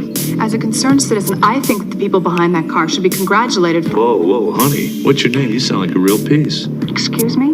I am talking about the car that... But I'm talking about, you're the Leon, babe of the day. Hey, honey, you got a beautiful prize, which is going out to dinner with me this Saturday night. But before you get that fabulous prize, what are your measurements? That has nothing to do It's got with... everything to do with it. Inches and cup size on the balcony now. You obnoxious pig. Another humorless broad with a stick up her butt. Wrong number? I know you've been on hold, but the show is over. Leon, go home. Thanks, everybody, for listening. Bye-bye. Oh, this is nice.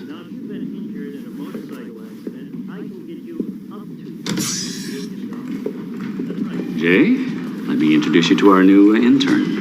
Amanda Weeks. I'm a broadcasting major at Metro College. I love your show. Cute. And you got taste. If there's anything I can do for you. As a matter of fact, I was just leaving. Would you like to bring my car around? I'd love to.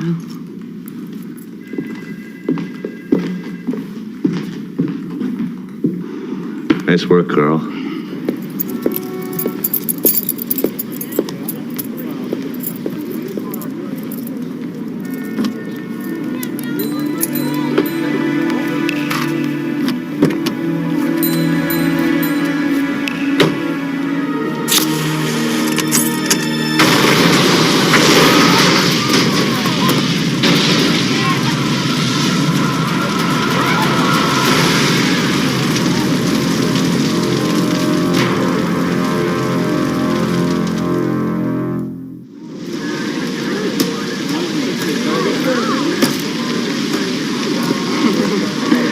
Something goes boom, Bob Romero will be there.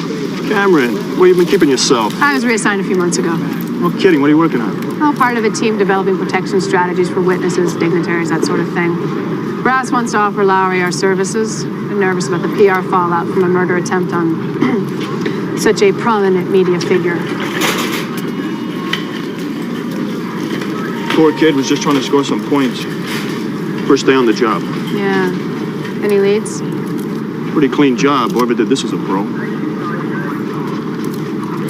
I gotta run, Bob. It was good to see you again. You too. Why'd we get called into this? Captain thinks Terry Malloy's behind the bombing and that he's gonna try it again. If we stick by Lowry, we might just be able to bring him down once and for all. And if Lowry refuses our protection? Then our orders are to back off before he turns it into his diatribe du jour. Frankly, I'd rather babysit nuclear waste. You think I'm going to trust the police to protect me with the things I've said? It might have been their bomb. Metropole may have its problems, Mr. Lowry, but I don't appreciate the insinuation. Your voice sounds familiar. Have we met? Not really. Can we get on with this, please? Amanda Weeks was murdered by a bomb intended for you. If I could change that, don't you think I would? Then cooperate with us. Whoever tried to kill you is likely to try again. Then I'll hire my own bodyguards. At least I know who's paying them. Then I suggest you cancel your book signing this afternoon. Is that a threat? Because if you interfere with my constitutional rights, I'll have my lawyers on your ass. We're only concerned with your safety, Mr. Lowry. Look, I can take care of myself, pal. You know why a guy like me can be so loved and hated at the same time? Because people are starved for the truth. And they want to have some fun. If my fans start to sense that Jay Lowry can be intimidated, forget about it. It's over for me. Anyone ever tell you you're a sanctimonious windbag? All the time. Here's my card if you change your mind.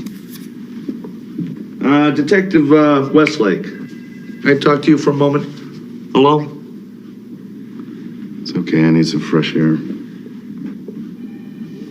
Look, I got the sense that something was cooking there between us. If you'd like to explore that further. I don't think I'm your type. My type? I find it hard to believe you'd be interested in a humorless broad with a stick up her butt.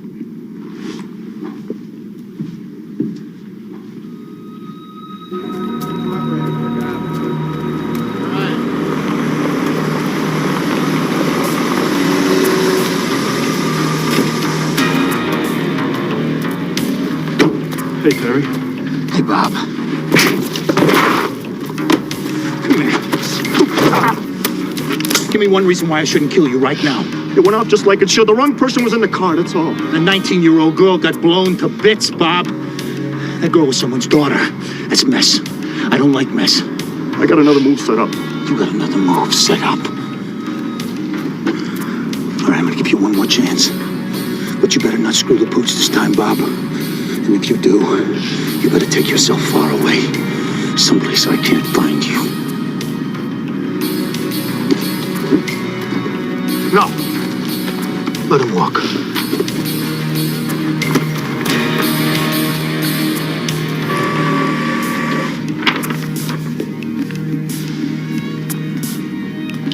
All right, the police report estimates 5 pounds of Rengain explosives were used in the blast. It's a new plastic compound manufactured by the Tramer Corporation. If you can access their main frame, we can track into the shipping record and see if anything's come into the area. Yeah, I'm glad I caught you. If you guys would like to join me tonight, Jay Lowry's autographing his book in a live broadcast from the Imperial Theater. But he's an author, too? Are you kidding? This thing's a riot. They're expecting a huge turnout. I'm not much on crowds, but I wouldn't mind reading the book. They handed out numbers to determine your place in line. Look at this. 3. You can't get luckier than that. So what do you say, Cole? Westlake's afraid if we go anywhere near the guy, he'll blow it into a police harassment issue. Well, it's your loss. You know, these personal appearances, they can get pretty wild. I'll see you later. Hey, I'm in. Tramer Corporation. Where's he going? To touch the hem of Jay Lowry's garment. He tried to get me to touch more than his hem today. I'm still nauseous. Shipping. Let's see. Rengain is not approved for commercial use in the United States. All the shipments have either been to the military or overseas. Check this out. 20 pounds were shipped to the Werner Company in Munich, Germany. But don't they manufacture garbage trucks? Yeah, and half a dozen of their trucks were received by the Malloy Corporation last month. With explosives hidden inside, no doubt. Malloy has got to be neck deep in this car bombing. Lowry's been pressing him hard, too. Allie, give me the vapor detector. Wait. Cole, you are not going to that book signing to sniff out a bomb.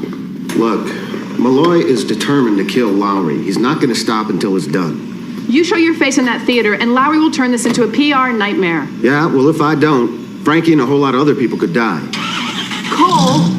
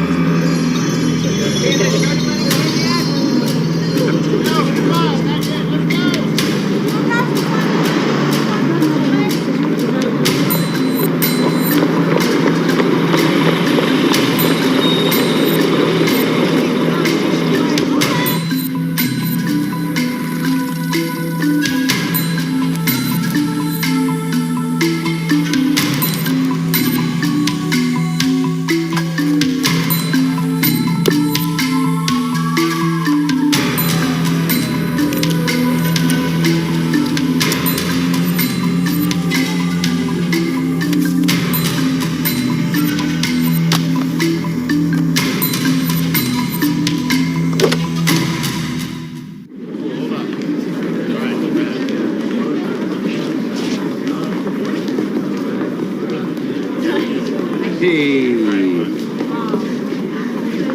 Man, what a turnout. Offensive right. Okay, we're on. Yeah. Okay. This is great, isn't it? Can I see your ticket? What number you got? 4. 4. This is perfect, because I'm number 3. If I could just squeeze in here. Thanks a lot. Okay. Hi, how are you? Nice sweater. Thanks.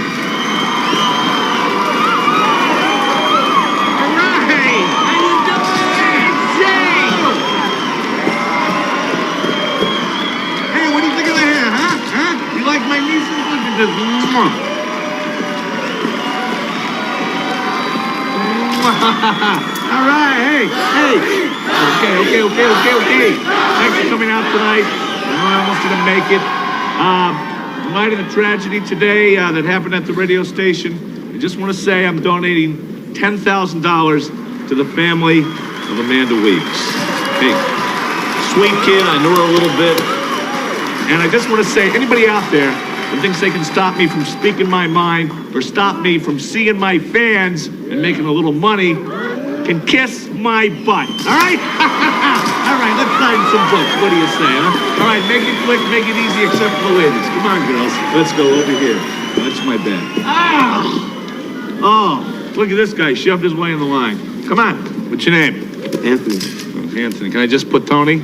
Yeah. That's okay? Okay. Don't beat me up? No. You find me attractive? Well, take care, Tony. Good luck with the book. Wow, whoa, hello there. Hello. I can't believe I'm actually meeting you. Well, this is America, honey. Your dreams come true, don't they? What's your name, sweetheart? Can you make it out to Tracy? Tracy? With love? Absolutely. Let me ask you a question, Tracy. Are those real, or did you get a little help from Dr. Silico? You tell me. Oh my God. Come here. Sorry. It's okay. It's all right. It's fine. Coming through.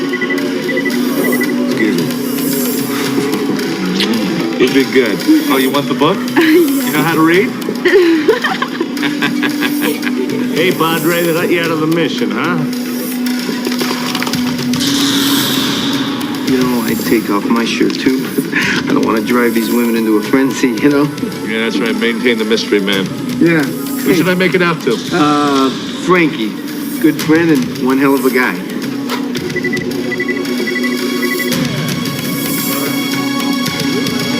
Yeah, good friend, hell of a guy. There you go.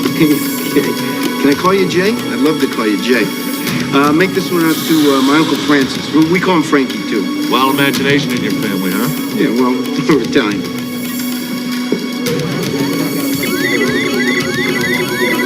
There you go.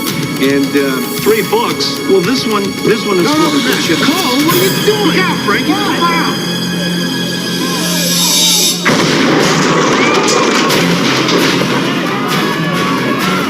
What's going on, man? Come on, man. Get out of here. Get out of here.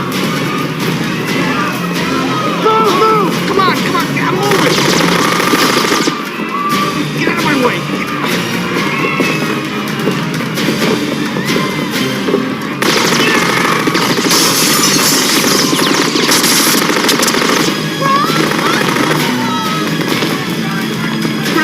Red car.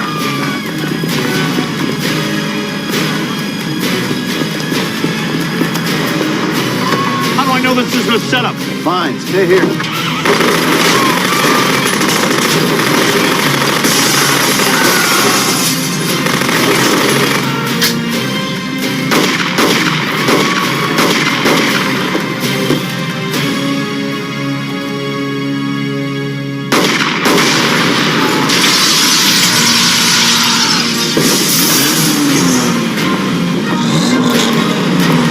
We need a safe house. Meet me at your place. That's the guy with the bomb. He's just a stooge. I heard that.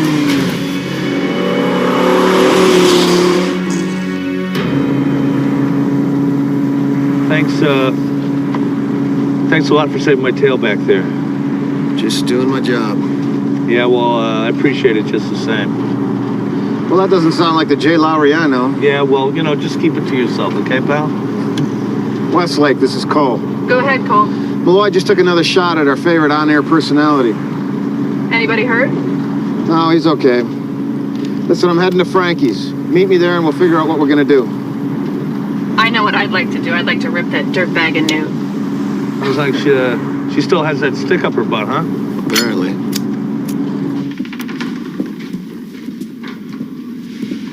Who decorated this place? Matt Helm? You'll stay here until we get a handle on Malloy's next move. You're the boss. I'm not going to make a move without you. Jay! Hey! So, what do you think of the place? Pretty cool, huh? Hey, look, it's a stooge. Oh, thanks a lot, Cole. You see how names stick?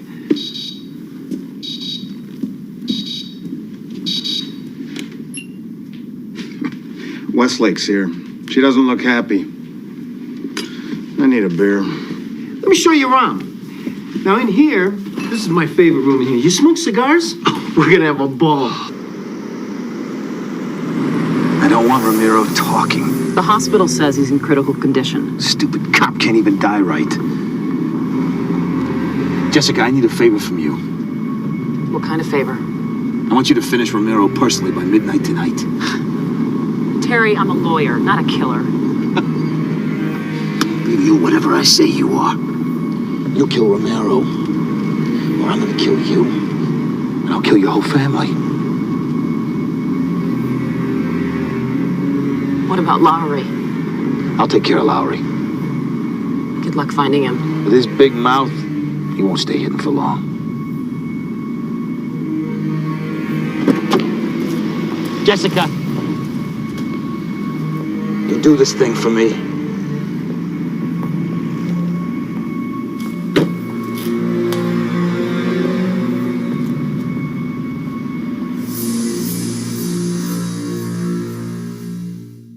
I don't believe it. Romero, a friend of yours? Lieutenant on the bomb squad. He was the one investigating the scene at the radio station this morning. Thought he was a decent cop. Right.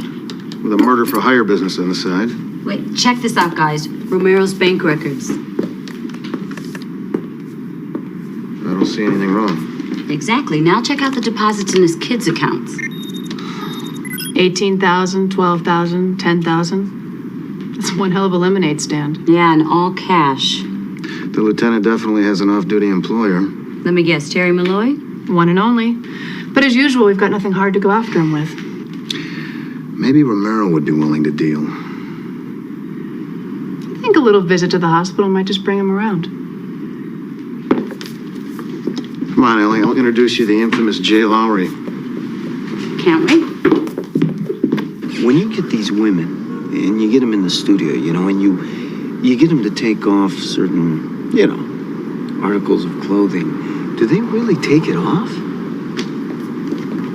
You guys doing all right? Hey, Cole! Jay and I were just discussing some of the finer points of broadcasting. Don't tell me this is another member of your team. Ellie Farrell, Jay Lowry. Enchanté. Can you believe it? She hasn't even heard of your show before today. A virgin, huh? Not after this morning. You look familiar. Are you a model, actress? Excuse me. You know, I'm sure Jay and I would love to get back to our conversation that you guys interrupted. Could you excuse us for a minute, please? Huh? Jay? I'll be back. Okay. Listen, you want someone to watch over me. Why don't you leave Allie and take stage door Frankie with you? Jay, it's a little difficult to kick a guy out of his own place. Where does she live? I'll go with her. You're not going anywhere. You promised me if I got you to a safe place, you'd stay put and follow our directions. I'm out of here, guys. Nice meeting you. Have war. Hey, Frankie, could you get me some hot tea? My throat's getting a little scratchy. Absolutely, Jay. Hey, you got to keep that golden voice golden. And let it steep for about a month. He kills me. Okay, Cole. Enough with this mystery. Who the hell are you? I told you. I'm a federal agent attached to Metropol. Yeah?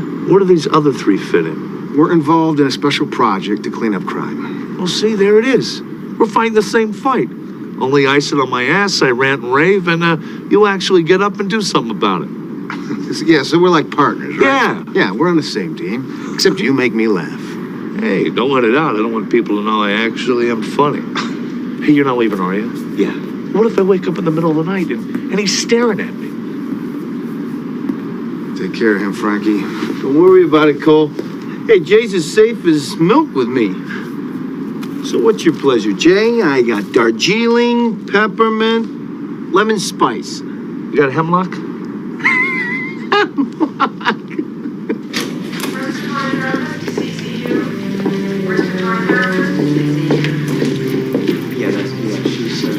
How is he?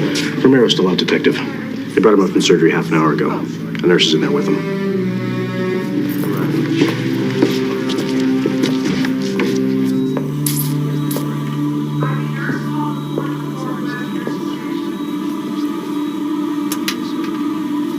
Looks like the anesthetic's wearing off. This should ease the pain.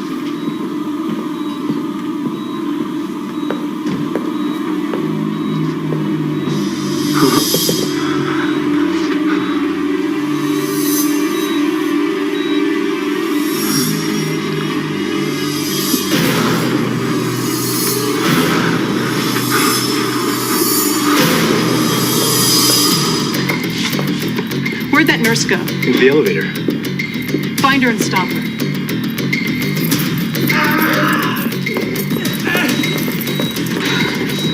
Get a doctor.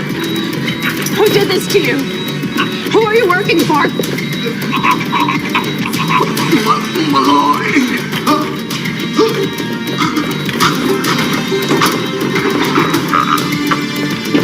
Come on, I need your help. What's wrong? Let's go.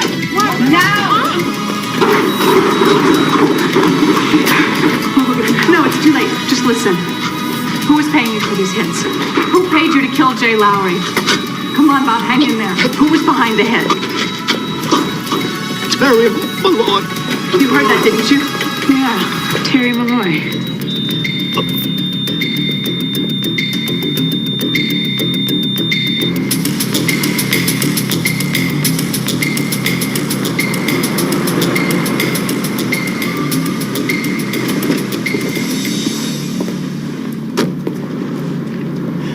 Romero's dead. Are you sure? Yes, I'm sure. Look, Terry, I went out. I can't do this. After tonight, I'm done. It's okay. I understand. If you ever need anything, you call me. Anytime.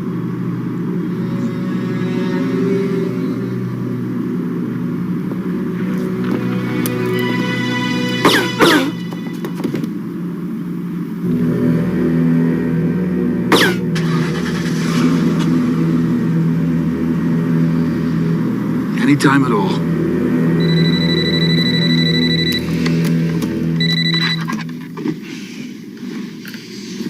Hello. Cole, hey, you awake? I am now. This better be a matter of life or death. Yeah, well, it might be. Listen, you better get over here right away. Why, Frankie? Lowry tried to strangle you. It's worse than that. He's gone.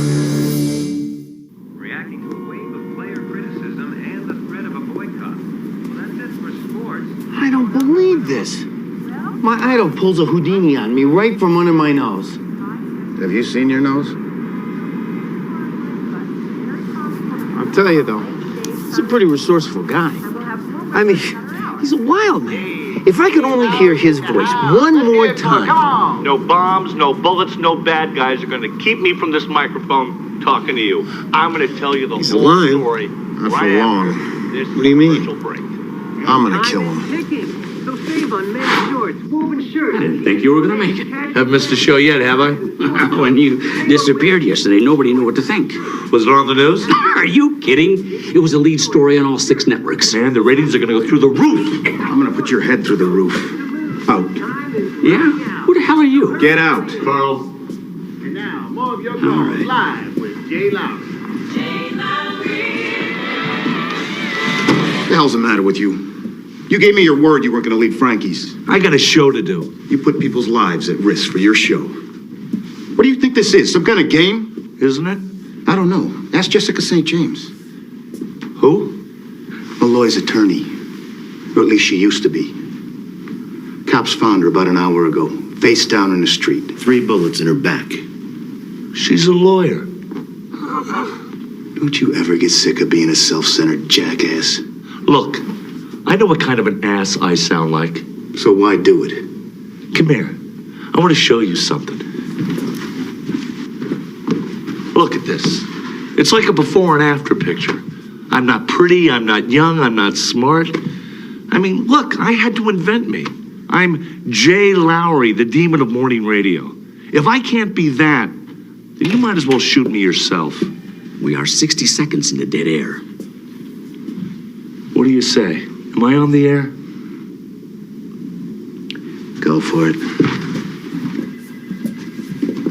So Terry Malloy thinks he can shut me up. Not only does he try to have me killed, he puts the lives of my fans on the line. But he screwed up. I'm still talking. I got a partner.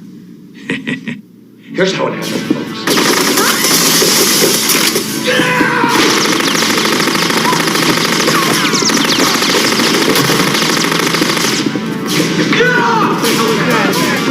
What's going on? Look out!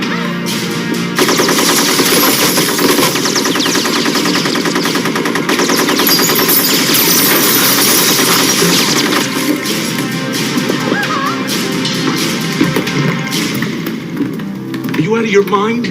Everybody in town heard this, you moron!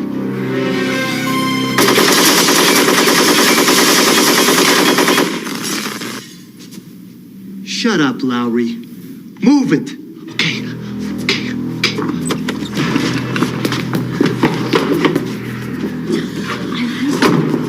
Calm down. Just stay calm, everybody.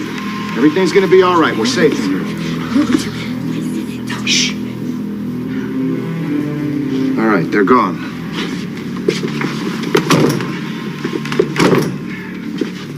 I got my cell phone. Let me try something else first.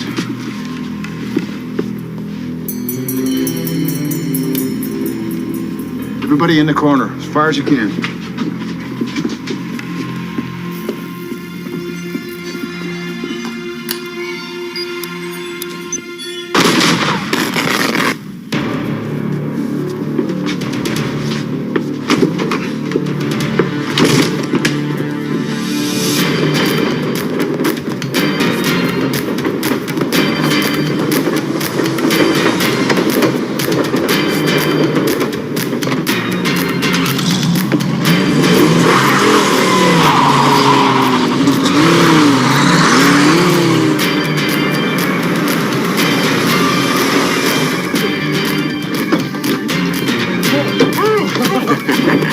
Ladies and gentlemen, our special guest this evening, Mr. J. the Schmuck Lowry. If you had any idea how sick I am of your mouth, I would have killed you at the station, but I wanted to meet you in person. Maybe you'll sign a book for me later, huh?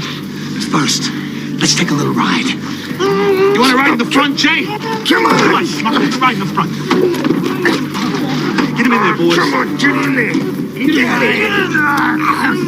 Come on. Time to sign off, Jay. All right, squeeze him.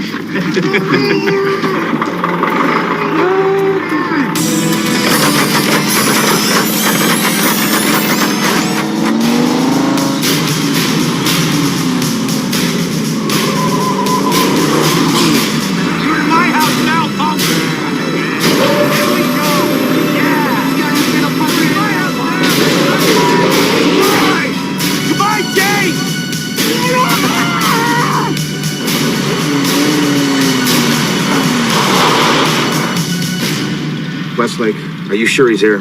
I put a tail on Malloy as soon as I got the confession. He's in there. Where the hell are you? I'm leaving the station now. Well, I can't wait.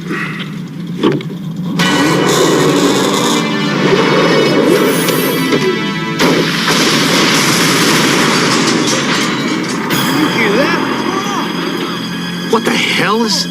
Crush him!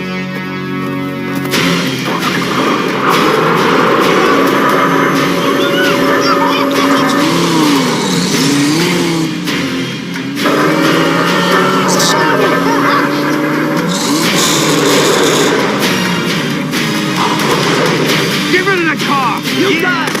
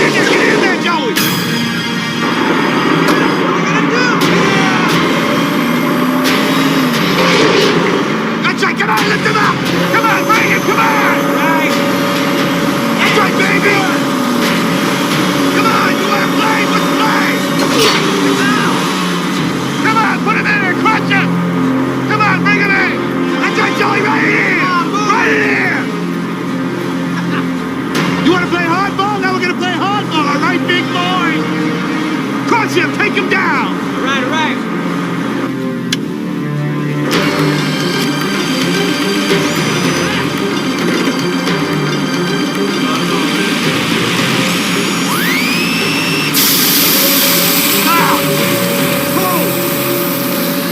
Come on, get my car open! Get my car open!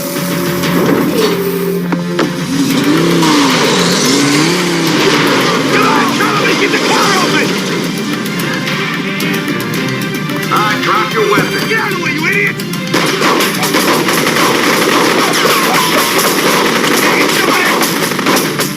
What the hell? It worked before.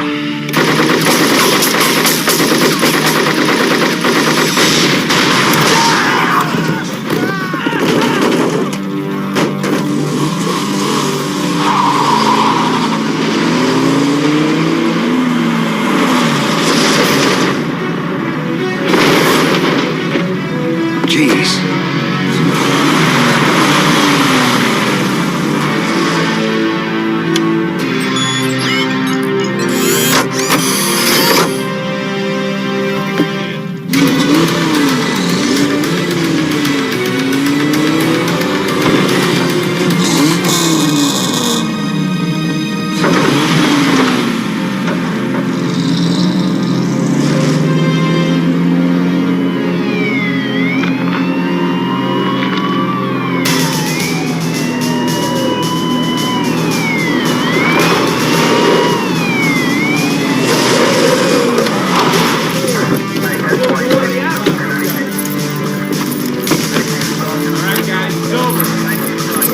Didn't make it in time.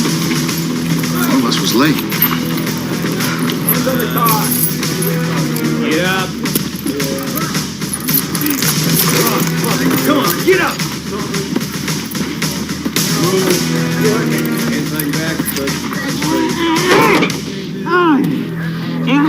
Hey, Jay.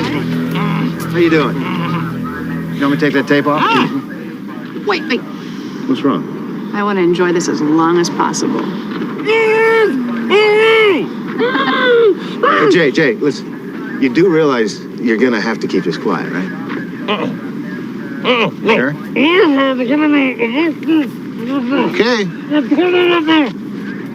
Suit yourself.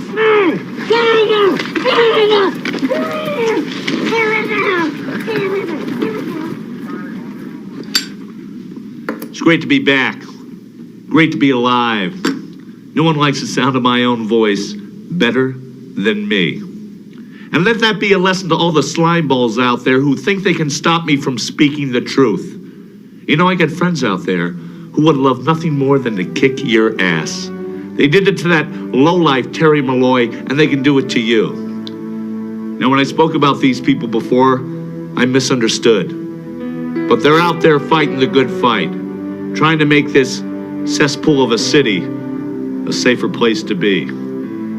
I want to thank them for all their help and wish them luck in everything they take on. Now, when we come back, we've got Candy and Lori, the lesbian strippers, here, and I've seen these...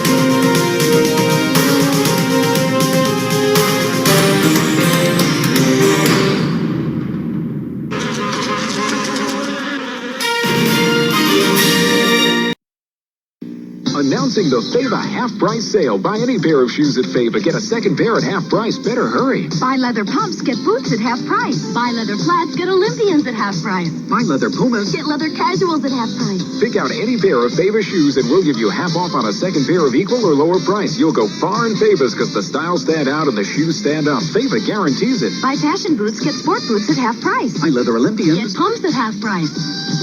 Half price sale at Fava. MCA Records presents Superstars at Super Savings. Your favorites from rock to country, ballads to original cast and soundtrack albums at a price that's right. You can choose from Steely Dan, Jimmy Buffett, The Who, Neil Diamond, Tom Petty, Olivia Newton-John, Don Williams, Loretta Lynn, Poco, Leonard Skinner, and more. Give the gift of music with Superstars at Super Savings on MCA Records and Tapes. Just $3.99 at all FedMart department stores. Alright, I hope you guys dig Viper. I mean, seriously. It is an awesome show. You know? Gotta love it. You know? It's a little dated now, and it's very much of its time, but I like it. Still love it to this day. I just love science fiction with cars. So, there you go. That's where I stand on that. So, All right, we're going to go back to some shows I haven't aired for a while. Do some Conan.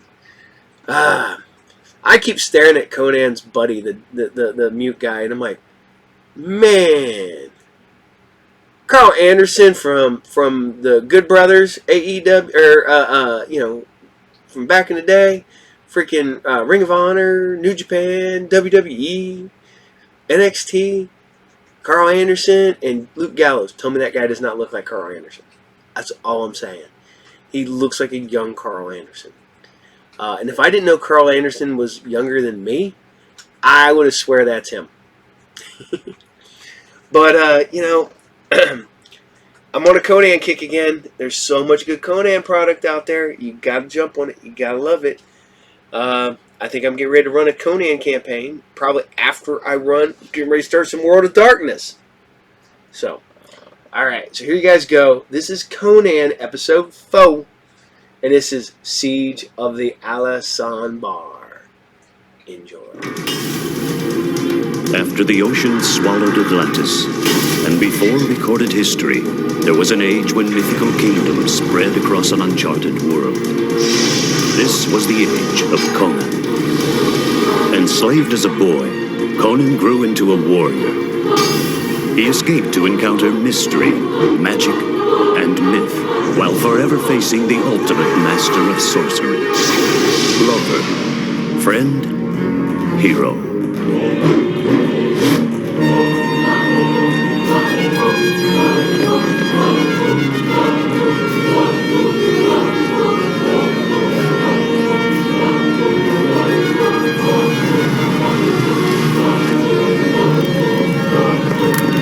His destiny was to free the oppressed and become a king by his own hand.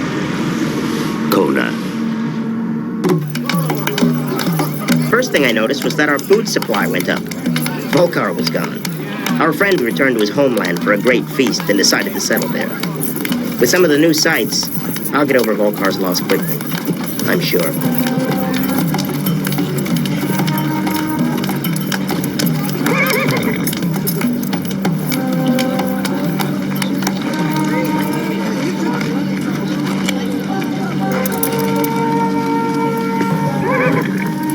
You're warriors. Only when we have to be. Warriors always bring trouble.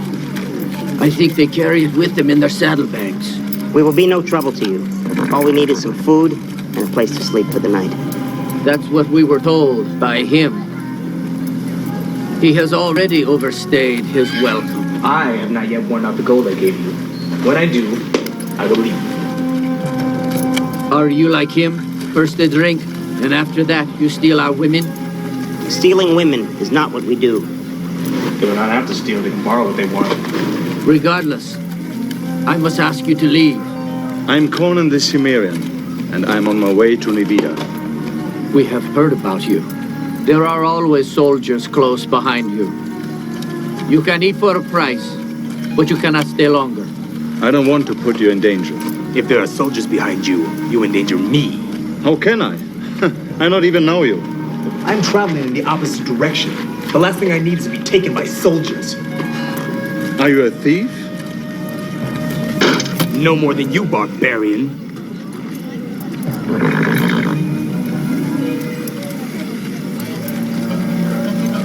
Do you have a name? I am Bayou Vexucato. I know yours. We pass each other or not? It's your choice.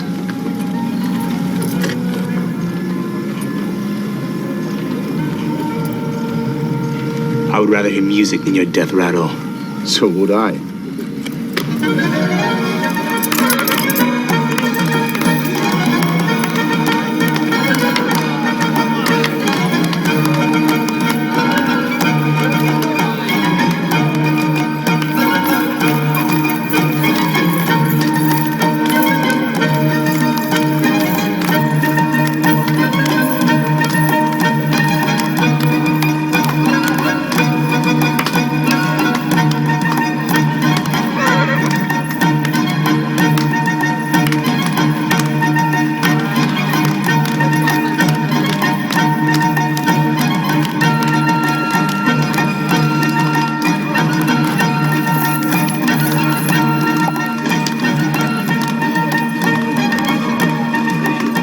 me get that for you, my dear.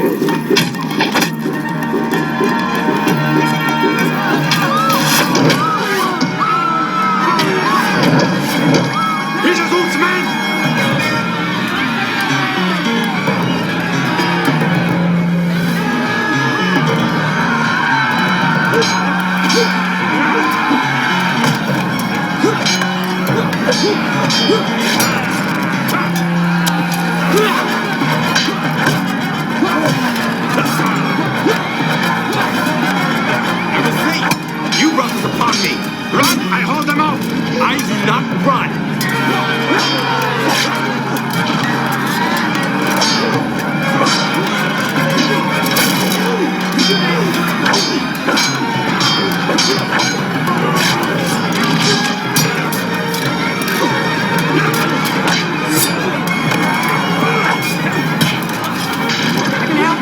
I can help you. Let's begin the assault. No, not that way. I know an escape route. It'll be safe for you. Archie, to the horses.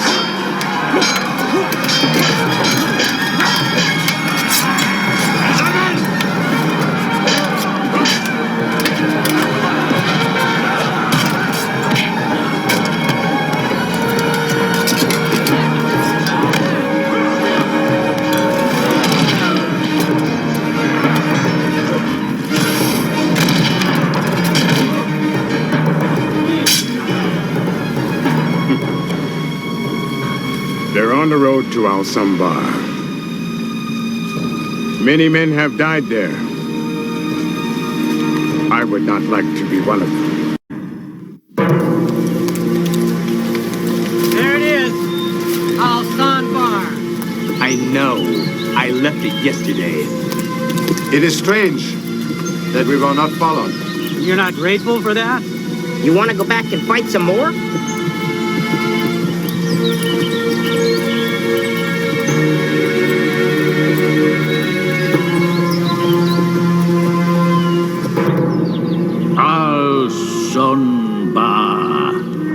Al-Sambar. Conan. Al-Sambar. He is approaching it, and your soldiers have chased him there. Yes, there is something familiar about that name, Al-Sambar. The name is also familiar to me, sire. Familiar enough to make the flesh crawl, so to speak. It suddenly clicked. Conan is there. We could send in more soldiers, Master. No. Let my evil do it. You are a wondrous devil.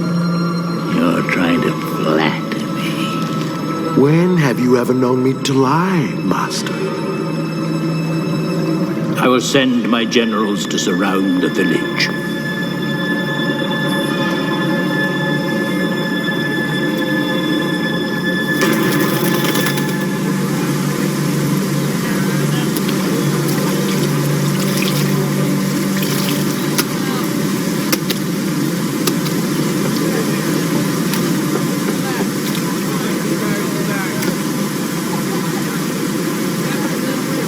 This is a trap. Maybe you're too suspicious. I'm still alive.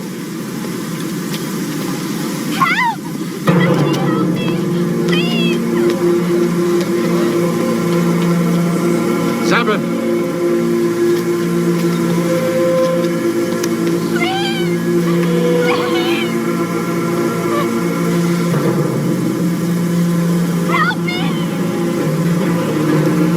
Why isn't anyone coming with us?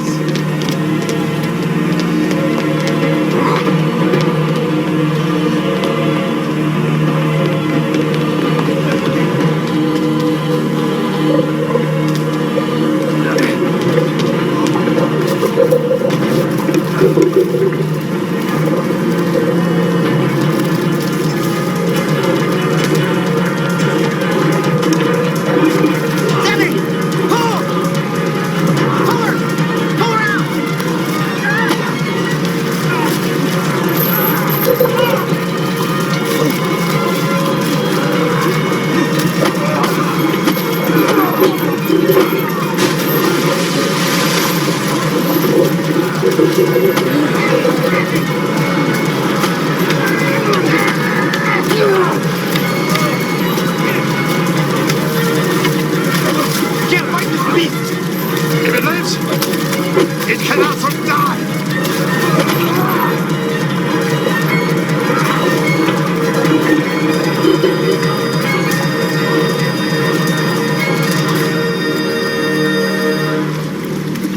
What was that?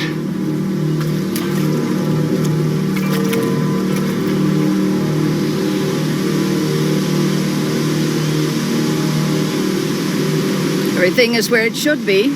Why doesn't she speak? Does she have the mind of a child? Does he? No, she is too scared to speak. Silent and beautiful? I think I've just met my next wife. What will happen to her? She is not from this village or any other that we know of, Conan. There's no family or friends to take care of her. Because of that, the villagers feel that she is an evil omen. She's too beautiful to be abandoned. Or an omen. Maybe she'll become one of Lysandra's girls. They don't need to talk. We have to go. Conan.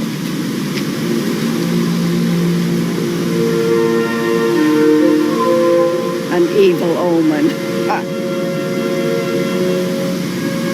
Conan.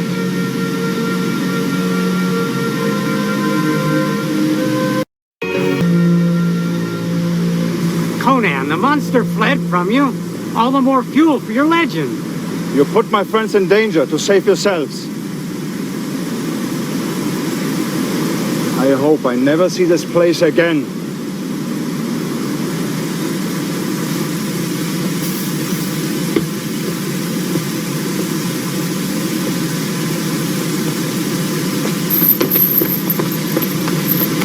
What now? What covenant? I understand, but how did you? I don't know. But I did.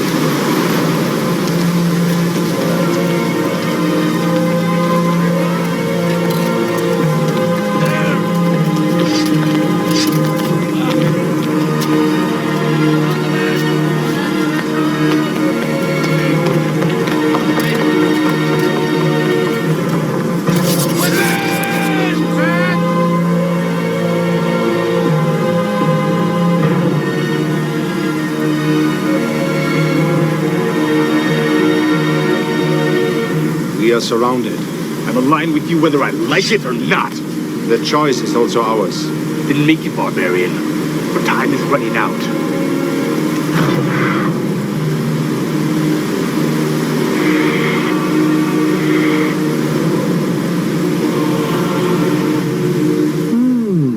My master is impatient. Impatient? Impatient? Of course I'm impatient. This is the third time you've summoned me today, and I know how you dislike parting with your rubies. Who cares about a few rubies when you have a huge sword dangling over your head? I would have thought you'd be used to it by now. I want Conan dead. My generals tell me that Al-Sombar is totally surrounded and defended only by Conan and a few farmers. This is the time to attack. You would lose many men, sire. Yeah, who cares about that? Perhaps if you wait, Conan will be killed by the monster, without a drop of your soldier's blood having been shed. Yeah. Who cares about a few lives? A little blood.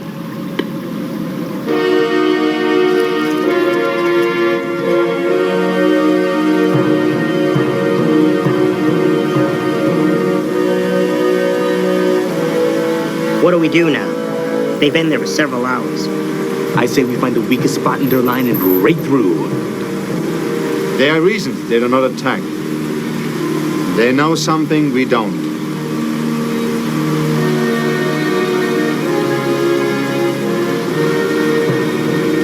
We can't fight them and there's nowhere to run. Conan! Those are the soldiers you were fighting before, aren't they? Now you like us to leave, wouldn't you, little man? Well, your fight with his Azul isn't exactly our fight. I had no fight with his Azul till now. Even if I surrendered to the soldiers, they would still kill me and plunder the village. Why? Because they can. You have a family? Yes. Then go back to them.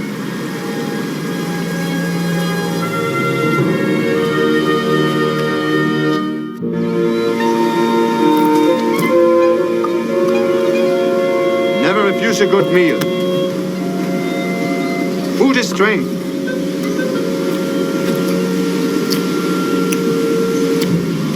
This god of yours, Crom. Do you think he'll be of much help to me? Only if he chooses to. But Crom expects you to help yourself. Don't you have any god? I carry it in my scabbard. So do I. And what of those who can't help themselves? Then it is my destiny to help them. Or Crom will have to find some new worshippers.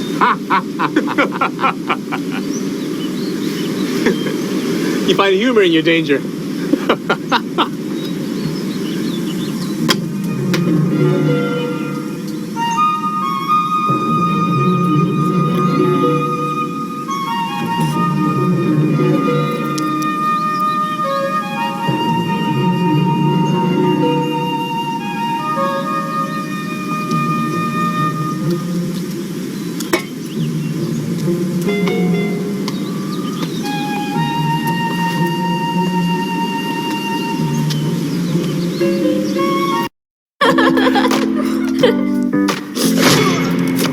Old Spice deodorant. 24/7 lasting odor protection. Oh, you smell so good.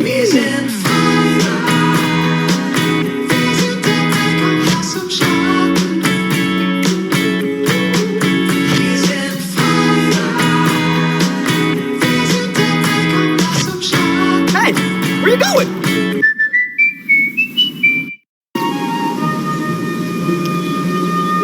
So much for needing our strength.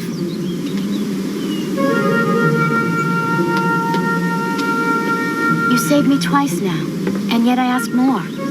Ask. Who am I?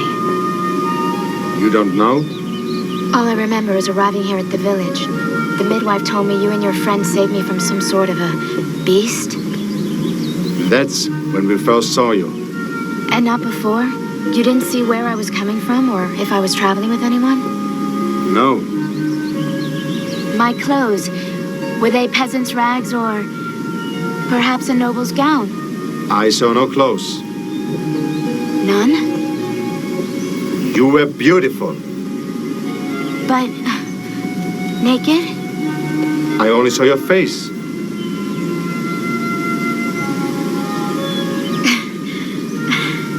You're lying. Perhaps.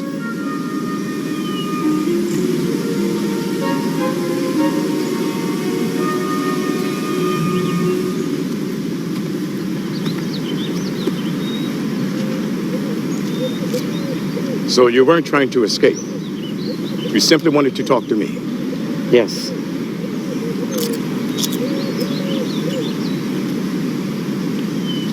Well, it's not as if that I don't have some time to waste. What do you want, farmer? It's not what I want, sire. It's what you want. Ah, refreshing. Someone who cares about my needs for a change. Continue. You're here for Conan, is that not true? It is true. And what else? I don't understand. Our village. Do you have designs on it? No. Only Conan. But hear me well. When the order comes, if I have to, I will level the place to get at that barbarian. If I have to. Oh, you won't have to. That would suit me. It'd suit me too, and my family. But tell me something, sire, if it pleases you. Why have you not attacked already? Orders. Or perhaps I was waiting for a bright person like yourself to step forward. Yes, General, I understand.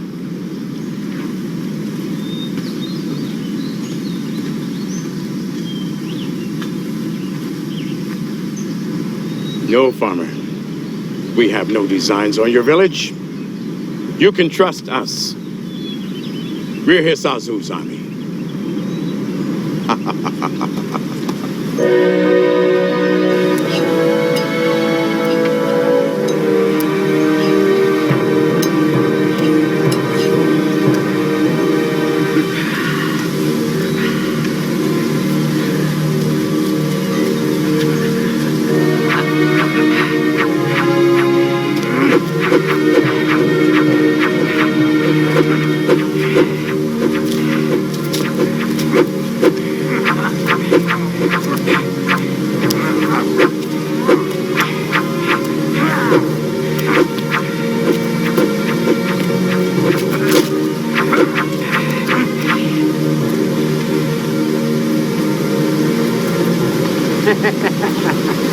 was saving this for the Harvest Festival, but might as well drink it now.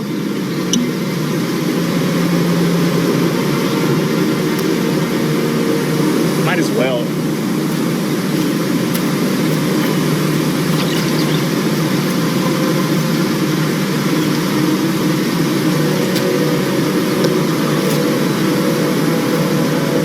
Drunk or sober, dead is dead.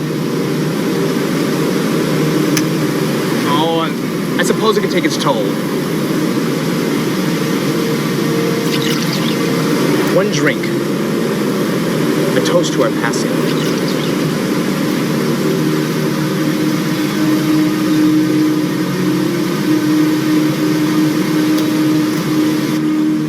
Maybe it's good you can't remember. I remember too much. Battles, wars, life, death. All of that. What about the happy times?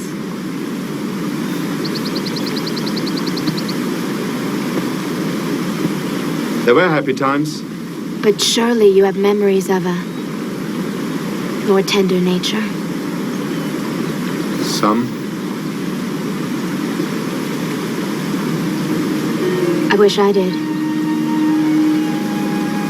Now it appears I never will. You should have a name. There's a word. Rasheen. It means blue sky. That's your name. Rasheen. Rasheen. It suits you. You suit me, Conan.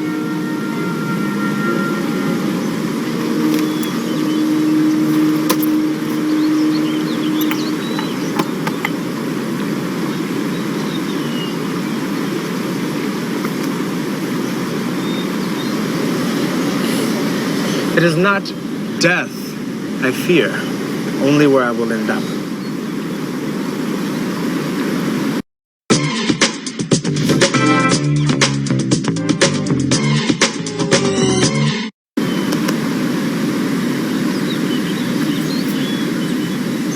I know. I will not be alone. We will talk when we get there.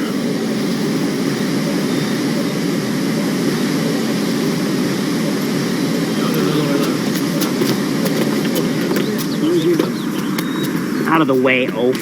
He's not going anywhere without me.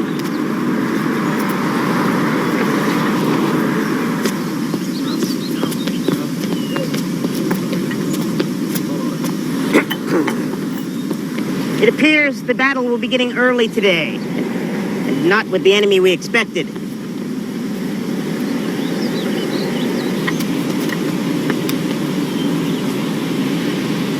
A battle's a battle.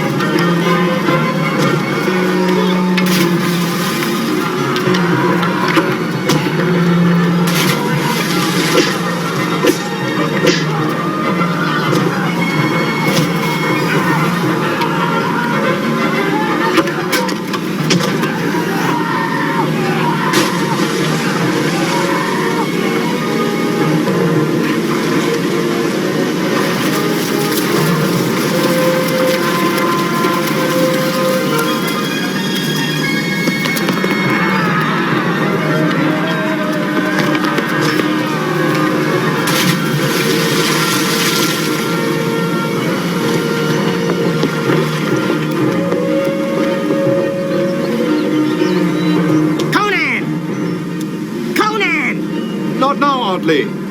Now!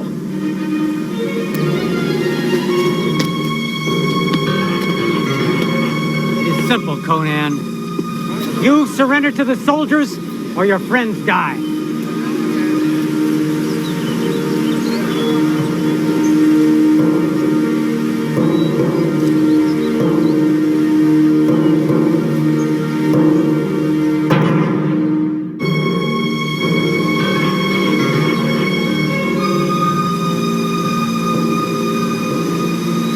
Well, what's your decision, Conan?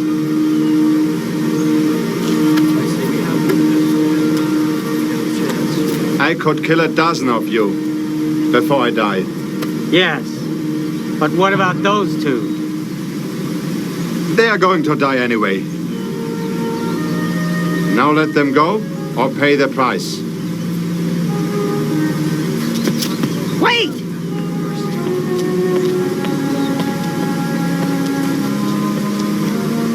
It is truly a pity that you have chosen this time to end your life. Now that you have the force you need to free yourselves from both the monster and Hiss Azul's army. What do you mean? How can you stop either one? How can you? That army could lay waste to this entire village after lunch and still not miss dinner. Haven't you wondered why they haven't attacked? Could it be that somewhere in this village there's a spy? A spy? It's not odd for an army to place a spy in a village they're about to raid. Ask him.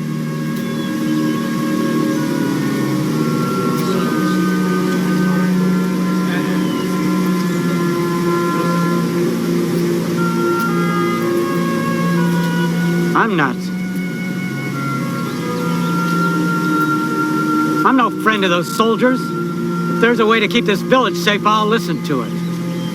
If not, then I will do what I must. Make your choice now.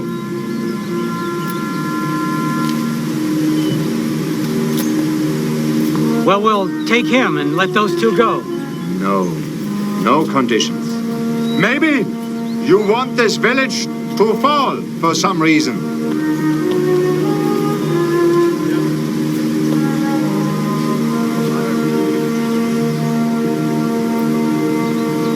I'll do what you wish.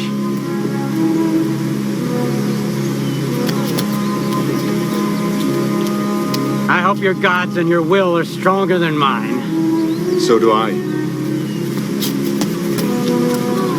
What do we do now? Now, we get to the truth.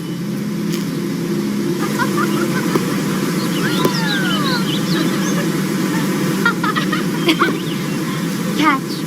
Good. Here. Good. Oh, I got it.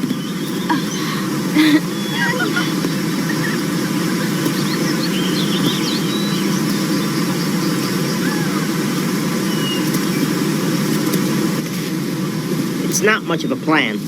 There is no other. We have to find out why they have not yet attacked us. They're afraid of something here in the village. I don't think it is us.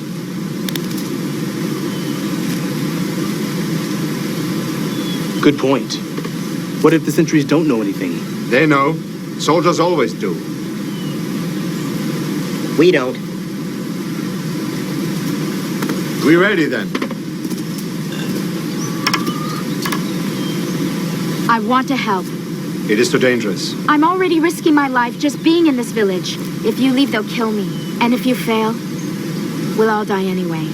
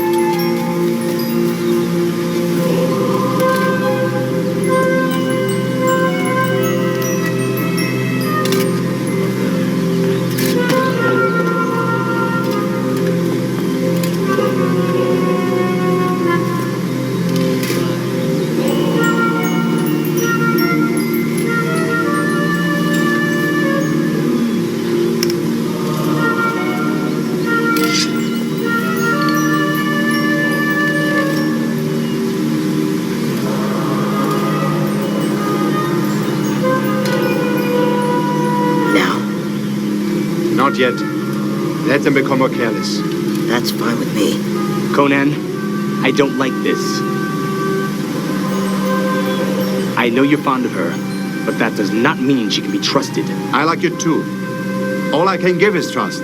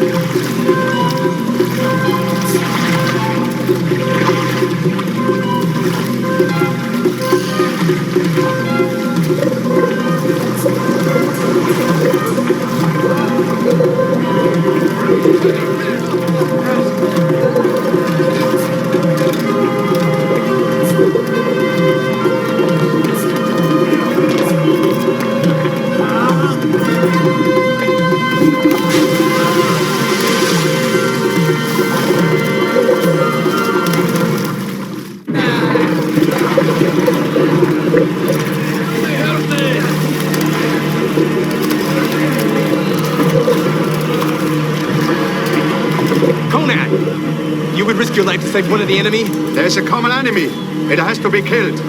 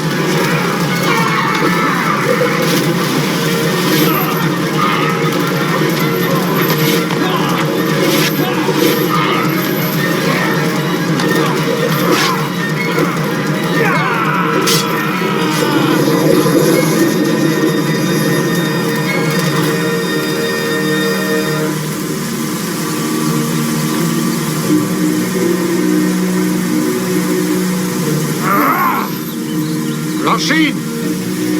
Where is she?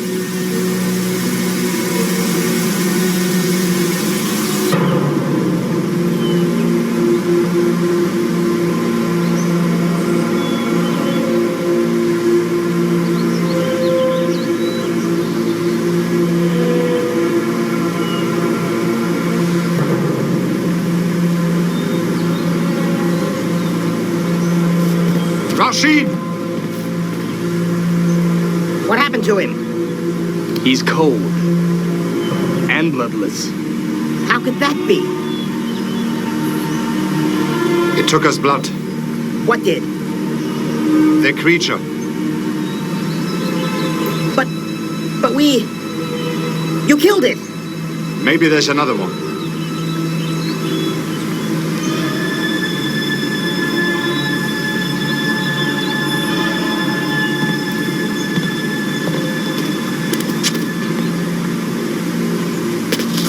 Rashid! I'm fine, Conan.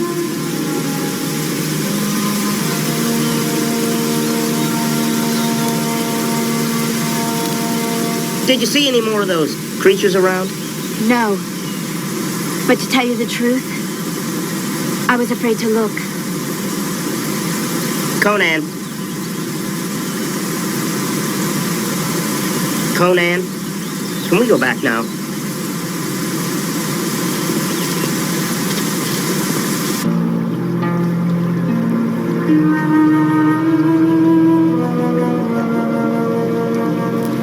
Ran away, stinking cowards.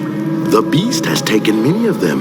The others retreated. I shall execute every captain, every lieutenant, every sergeant even. And as for that general man, I know a stinking anteat where he can spend a nice long time.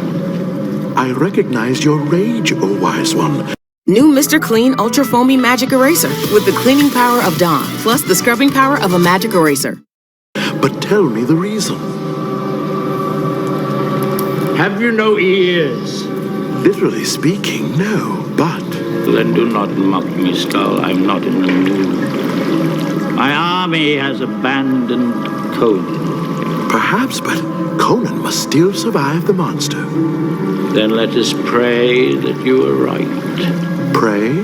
That's a new word for you, master. A trick of the tongue. But you still better get it right.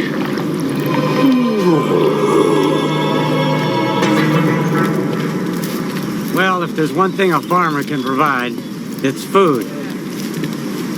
May you have a smooth and peaceful journey. You're leaving? We have to go before the soldiers regroup. I can remember now. Almost everything. Your friends, your family, can you go back to them? I don't have a family. Then, where would you go? To make my own family. Rasheen. I shouldn't call it that anymore. No, I'm keeping the name. You gave it to me. And now, you can give me something else.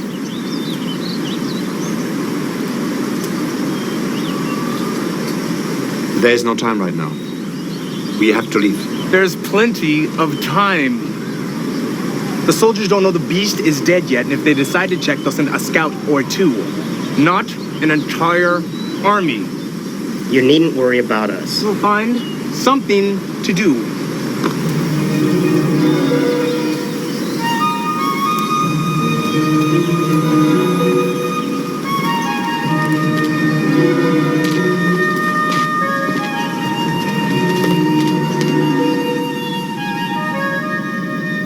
It's hard to believe that someone of your size was once a babe in arms. I was not a child for long. No. Nor will I be.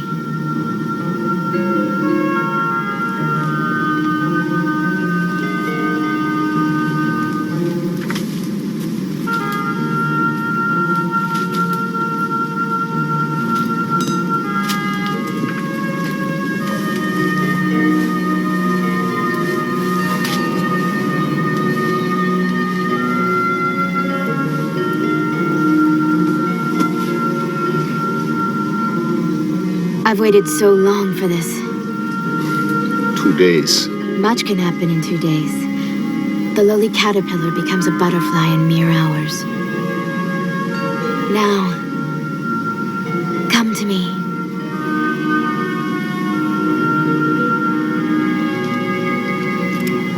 Rasheen, I can't be here to raise a family. My children will only need their father for a single night. My race is a self-sufficient one. We expect to take care of ourselves. And it starts at a young age. My Conan, come to me.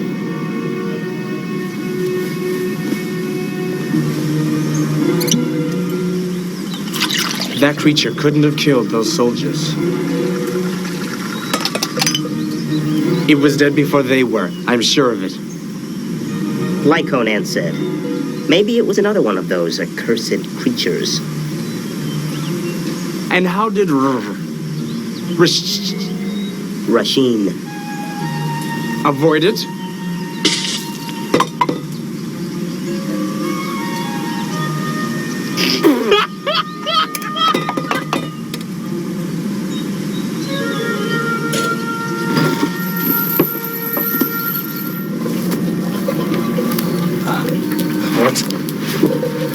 Something on my what? Be calm, my Conan. There's nothing to fear. It's a normal transition for my race. 2 days as the Christmas Rasheen. And now this. That monster! You never were in danger! It was my mother. The seed of our race is the blood of men. Accept it, Conan. Our goal is the same as yours. To populate the world with our offspring, the offspring of strong warrior fathers like you, whose memory I will always cherish. Never! I die first! Come to me, Conan. Come to me. Give yourself to me. Conan! I figured out my sword! No! You mustn't.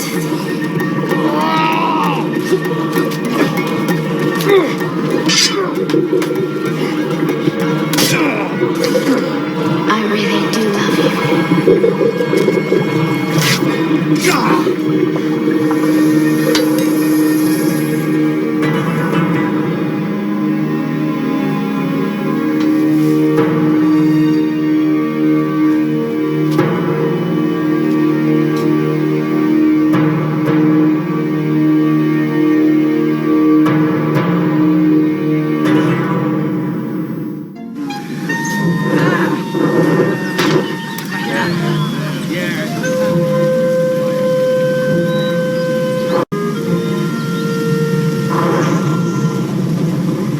I still don't believe Rasheen turned into that thing. An egg becomes a chicken. A nymph becomes an old crone.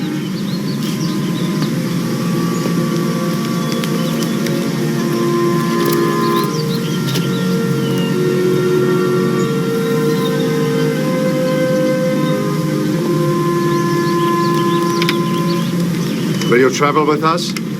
For a while. Till I get where I'm going.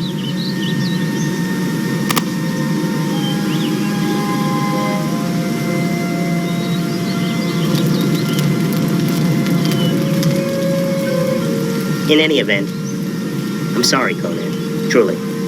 I'm sorry. For what? The girl. You had feelings for her. Must be painful. She was so beautiful. Yeah. For 2 days.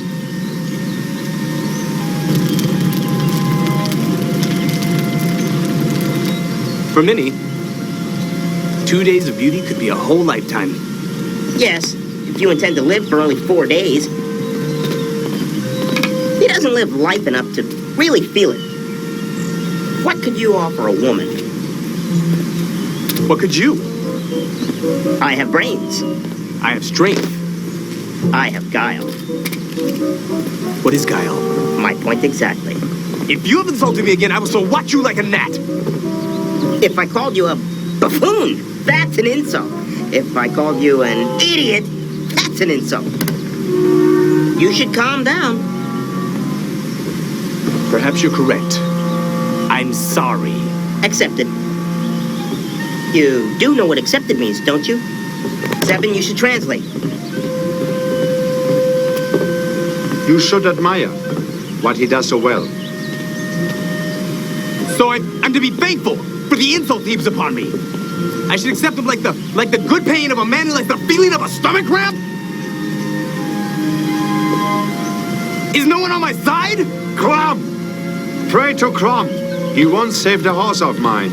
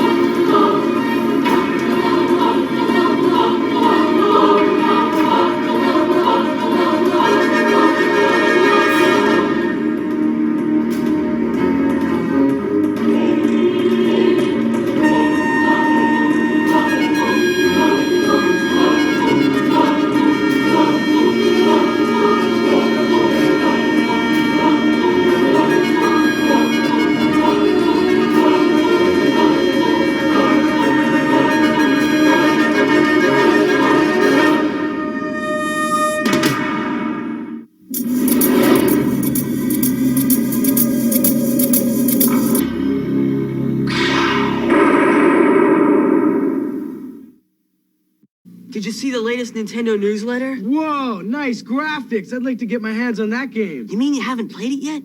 We can play it on my Nintendo Entertainment System.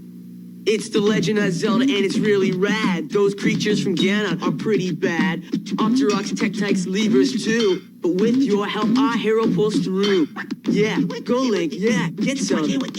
Awesome. Intense. The Nintendo Entertainment System. Your parents help you hook it up. The Legend of Zelda sold separately. Kellogg's Rice Krispies, the part of this complete breakfast that goes...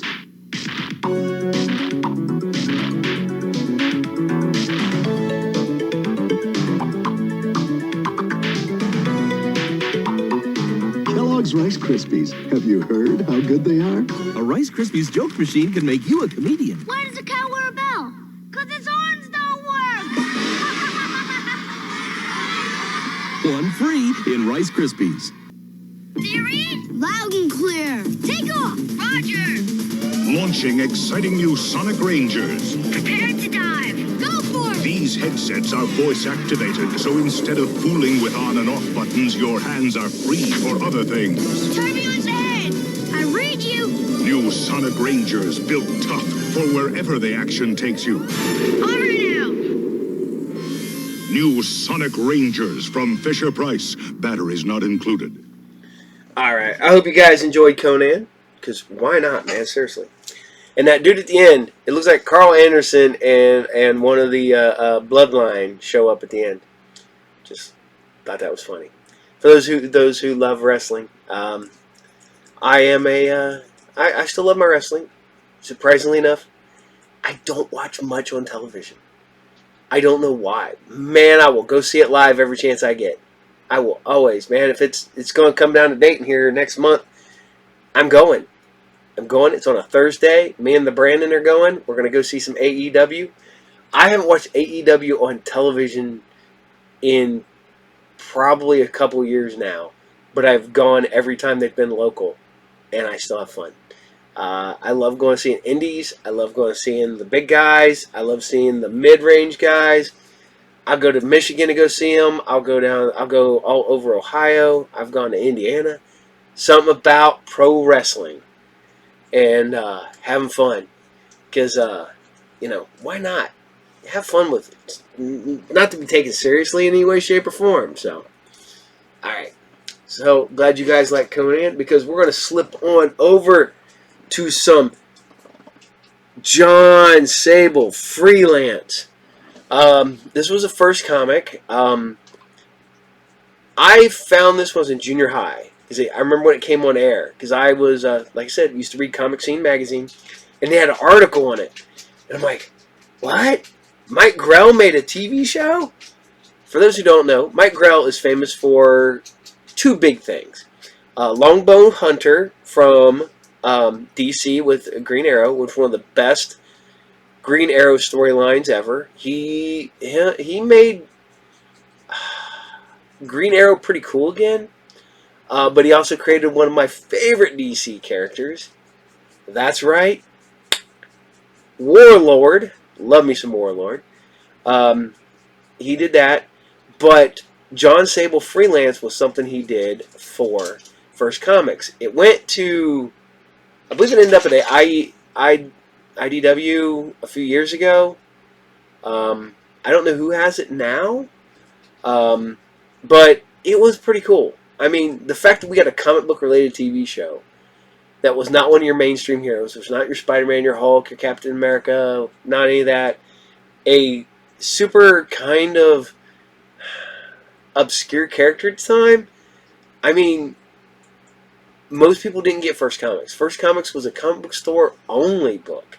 You couldn't go get that off the newsstand. And I found it because of a little used bookstore that I used to go to almost every day and go through the books, go through the comics, go through everything. Because I read like it was my job. So, here you guys go. This is Sable, Episode 2. Enjoy.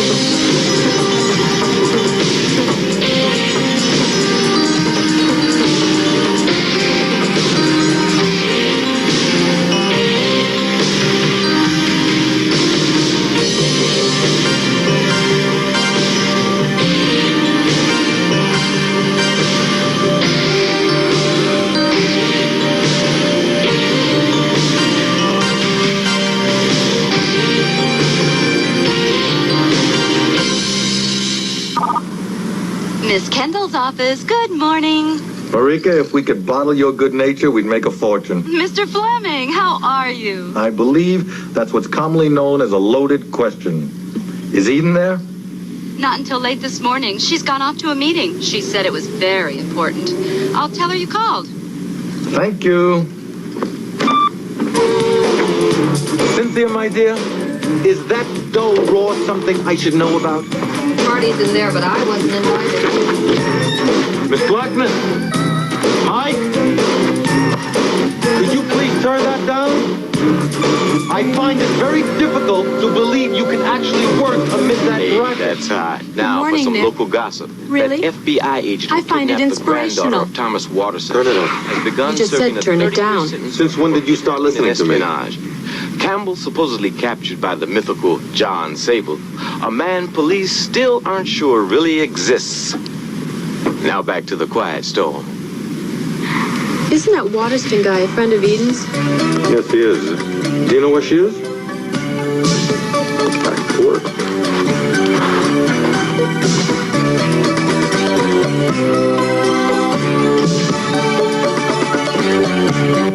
You have a good time?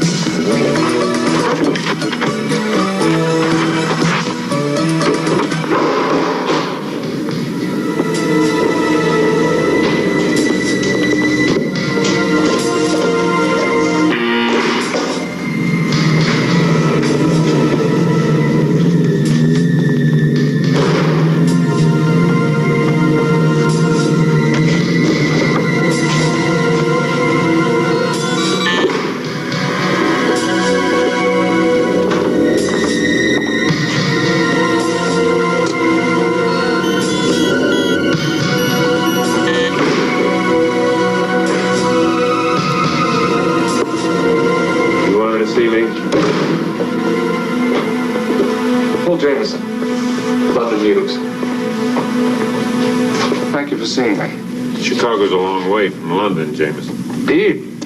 And this is a far cry from your office at the FBI.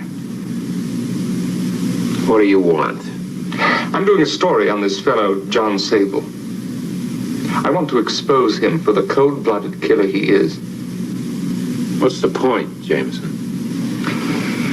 Your trial received a good measure of coverage in the English press, especially the way John Sable captured you. During that time, a man by the name of Edward Bernardo rang me up. He told me this absolutely wild story about how he was going to come to Chicago to kill John Sable for murdering his father in Rhodesia 10 years ago. Best of luck to him. I agree. And it gives my story a rather tidy conclusion. What's it got to do with me? You're what your press refers to as a fall guy.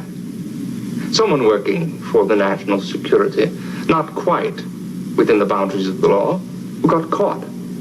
I would think that makes you rather angry. Yeah? The truth of it is, sympathetic media coverage can change all that around and focus on the real story. That John Sable is the one who should be brought to justice. Done properly, I could make you more of a cause célèbre than if you appeared before a Senate investigating committee. Catch my drift? Okay. I heard the pitch. What's the price? I want to know everything about the Waterston case. When was the first time you ran into Sable? He set a trap and I walked right into it. In Lincoln Park. At the Shakespeare statue. What's Sable like now? Oh, he's carrying a heavy load of guilt, but if you plan to throw him and this Bonato together, it won't work. Why not? If he kills Sable, he'll be wanted for murder. The self-defense laws in this country are very liberal. Not if the victim isn't armed. John Sable never carries a loaded gun. And he won't kill.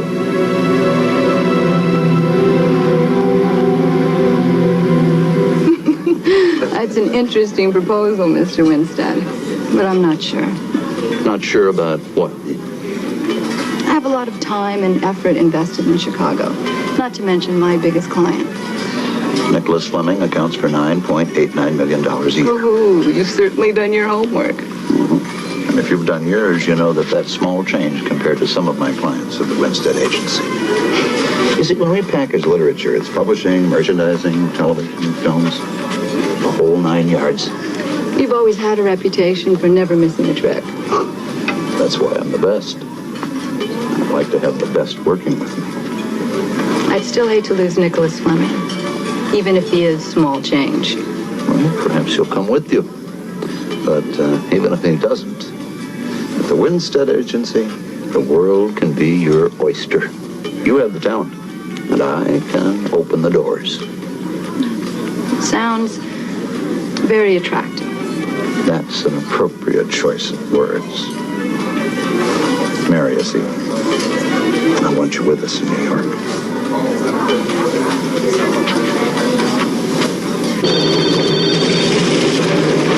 I'll say this till I'm dead, Mark. I need 3 sources.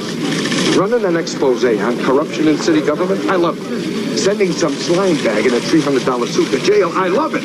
But trying to do that without 3 sources, I wind up writing firm almanacs in Iowa. I don't love it. You get me 3 sources, go on, fine.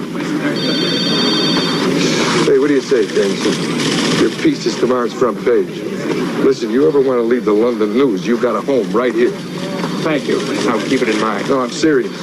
I read that hatchet job you did on your prime minister. Oh, poor woman. That was great stuff, man. You know, you do one like that on our local Republicans, you either get the Pulitzer Prize or a bullet. I prefer the former. Yeah, okay. What can I do for you? I'd like to run a personal in the afternoon edition. Oh, come on. I can't make a change between the morning and afternoon editions of the classifieds. You know how much that would cost. Zielinski, I came here to do a story about a man who's going to be killed. If his killer gets to him before I do, we have no story.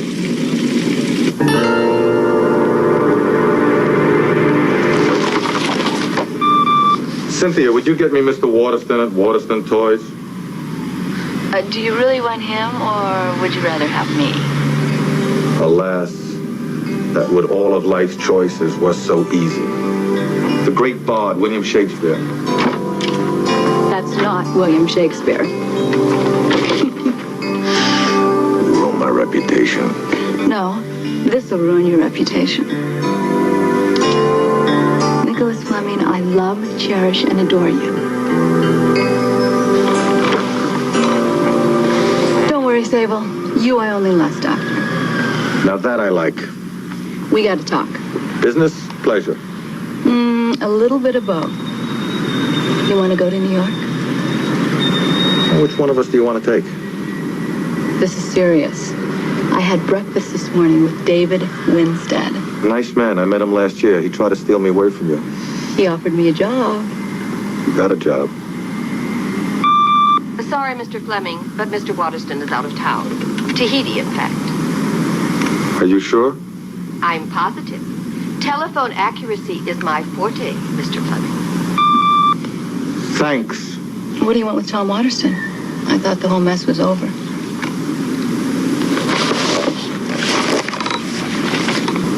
How can he place an ad if he's not even in the country? That's what I'm going to find out. You know, one of these days I'm going to place an ad. Wanted. Nicholas Fleming. No past personalities desired. It's cute. Very cute, even. Cheesecake. John. Listen, I wanted to talk to you about something. I feel like a church on Monday morning. Empty. I can't find who placed that ad. Somebody did. Yeah, well, it wasn't Waterston. The man's in Papiette, room 312, the Hotel Français. Somebody put it in. Well, whoever did it is pulling a lot of weight. It wasn't in the morning edition, and there's no way they're going to reset type for an afternoon classified unless some head honcho says it's okay. I guess I'll just have to take a little walk in the park. Yeah, well, watch out for muggers. Hey, John, did you hear the one about the baker that went bankrupt? He couldn't raise the dough. Heard it. Sable! Sable! John Sable! I know you're out there, Sable. My name is Paul Jameson. listen. I'm a journalist. I want to talk to you, Sable. I put Thomas Waterston's ad in the paper. There's a man in Chicago who wants to kill you, Sable. He wants to find you and kill you. He's come a long way. Waited a long time. Are you listening to me, Sable? Who wants to kill me? Who? The son of one of the men you killed in Africa. His name? Edward Bonato. Recognize it. Bonato came to kill you for murdering his father. He contacted me in London. It's quite a tale.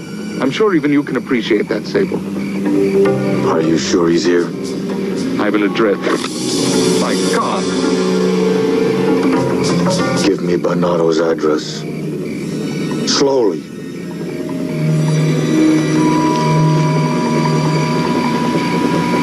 They told me you were bad. Turn around. I'm a journalist, Sable. Surely you wouldn't shoot me in the back. I'm an innocent man.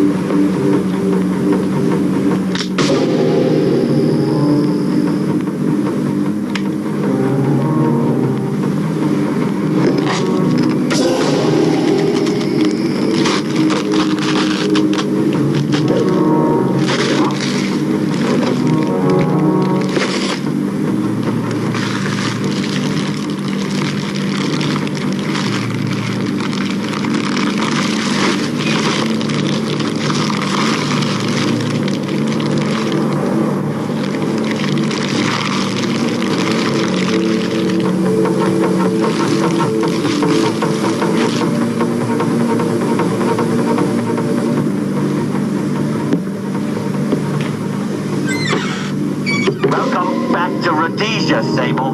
Welcome to the Hotel Southbury.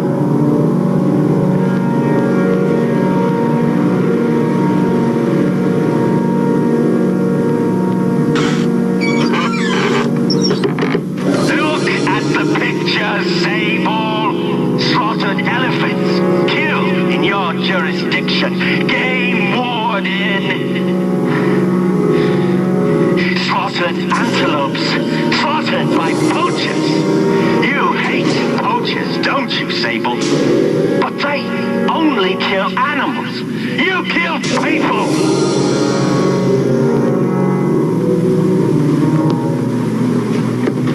Come in, Sable.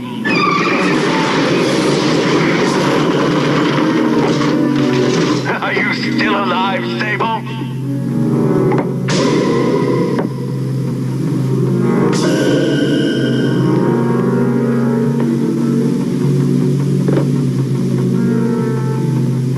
Sable, come on upstairs.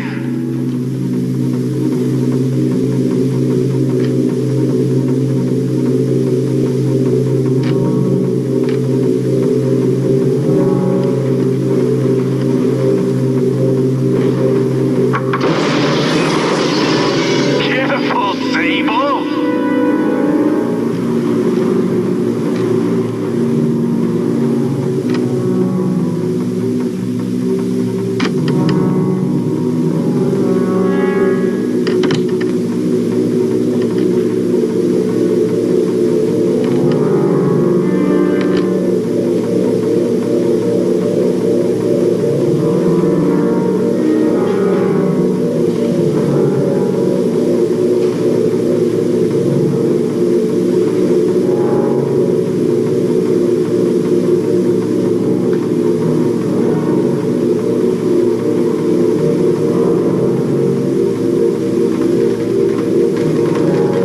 In here, Sable.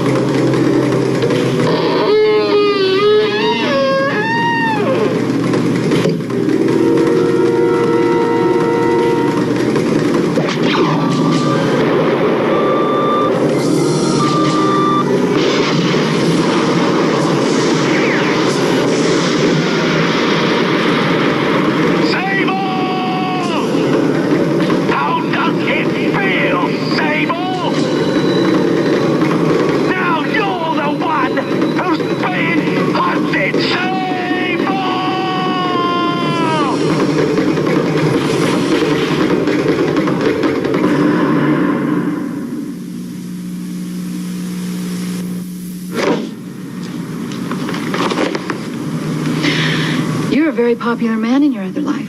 This time you made the front page. John Sable, A Victim's Point of View. It's a sensational article. Very well written. From their point of view. That guy Bernardo is using the reporter. Using him for what, John? To find you and kill you? Find me, yes. To kill me eventually. But first, he wants to torture me. Listen, John. No. Listen, Nicholas. The Winstead Agency has offered me a full-time partnership if I'll move to New York. I don't want to do it without you. I've got to deal with this. I can't run away. John Sable has to deal with it. I'm asking Nicholas Fleming to come with me. Look, let the guy come and look for John Sable. If he doesn't find him, he'll go away. Eden, I don't want to lose you.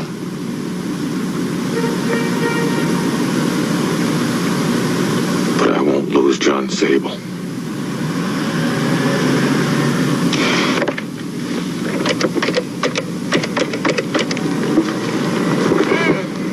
Cheesecake? I want to know everything you could find out about Paul Jameson, where he's staying, where his office is, who he calls, everything. And see if you could find out anything on Edward Bernardo. Passport, description, anything. Yeah? Okay. Heard it.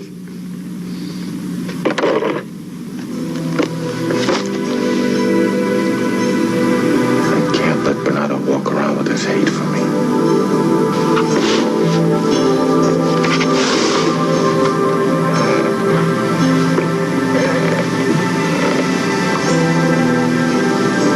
Don't let him kill you.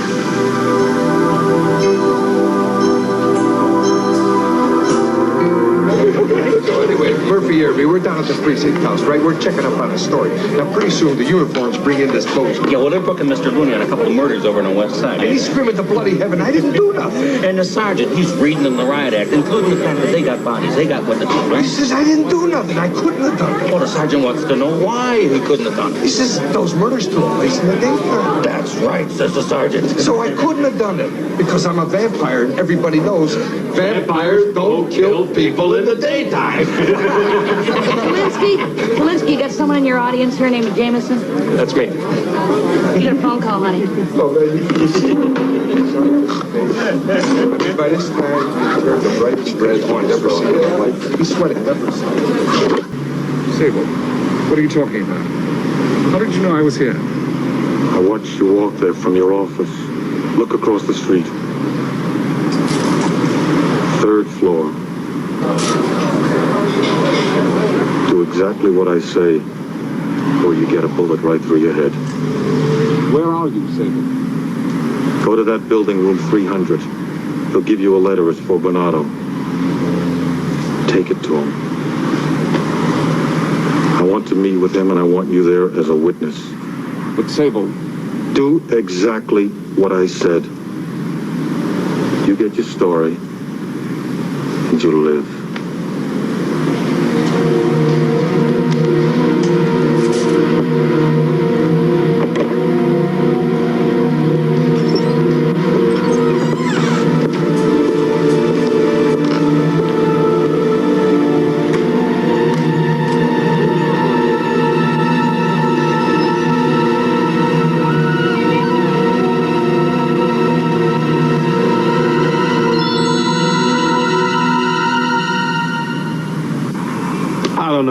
That Jameson dude is clean as a whistle.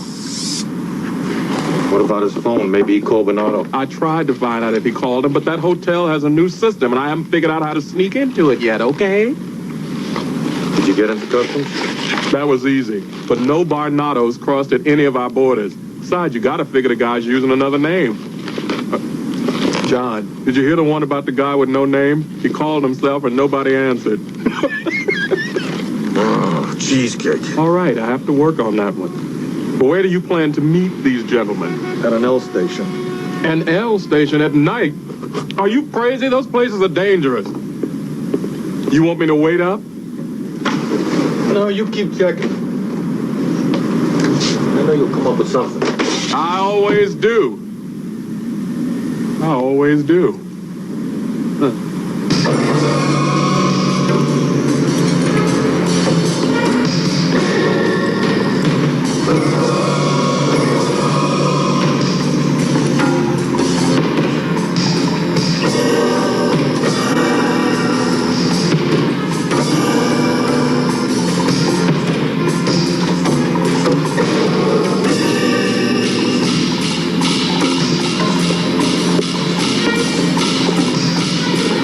Hello, Jameson.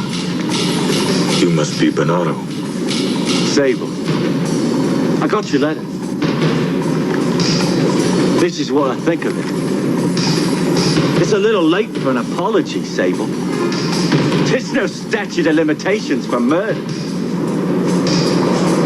Your father killed my wife and children. That's what you say. But he never got a trial, did he? You saw to that. He never knew he was being hunted. I'm gonna hunt you, Sable. And I'm gonna put you through hell. That's not the answer, Bernardo. No, but it's my answer. 10 years I've been waiting for you, Sable. 10 years since you took my father. It won't bring him back. No, but it'll send you straight to hell. And I can make you suffer, Sable. Hold it, Jameson!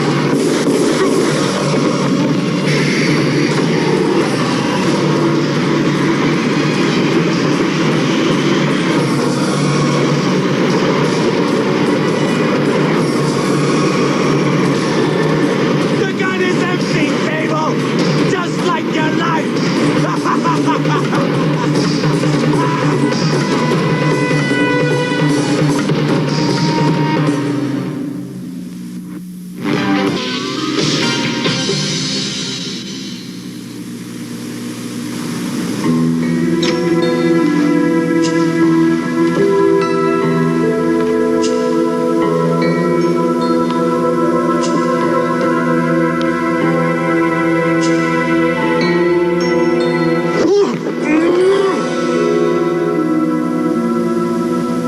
How many times have I told you not to come over without calling first?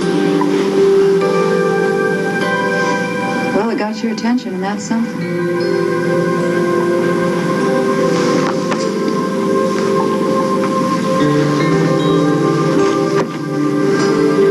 I can think of worse ways to start out the day. Well, there's good news and bad news this morning. The good news is you're not in the paper. What's going on in the rest of the world is pretty awful.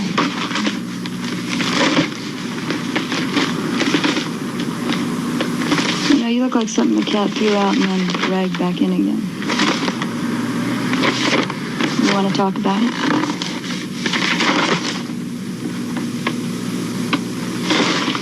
Talk to me, John. Communication is essential in a relationship, even when it's falling apart.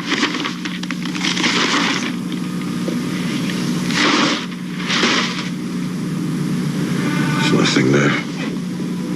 Oh, yeah. You can say that again. Basically, I've been talking to myself for 2 days. Bernardo killed this British reporter last night, right in front of my eyes. And there's nothing on the paper about it.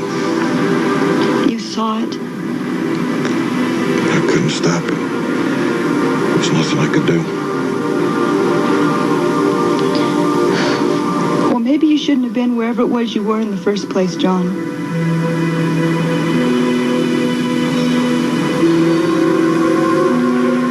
You know what? I'm going to take this opportunity in New York. You're going to leave me? I've had it with John Sable. I've had it with his guns and his knives. This Halloween mass in the middle of the night. I'm tired.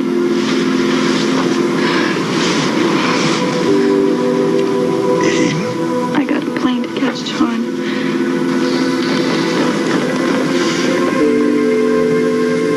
I need you. If Winstead wants you now, he'll want you in a week.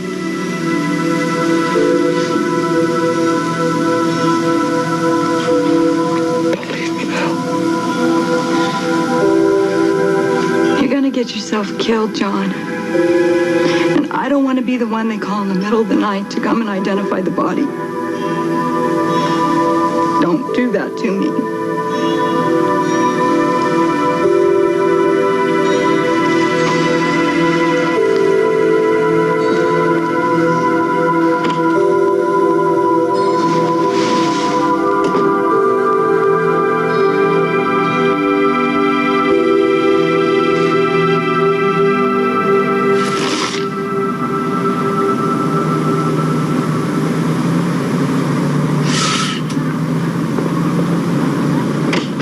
Okay, Nicholas, let's face it. Eden's a snob. She doesn't wear clothes, she wears labels. Couture is her reality base. She certainly doesn't understand men. She's manipulative, catty, fickle. She's as creative as a baseball bat. And, last but not least, she's the best friend either of us ever had. How could you let her leave? Agents are a dime a dozen. Yeah? Well, I know where you can get 2 dozen for 15 cents. Nicholas, she means a lot more than that to you.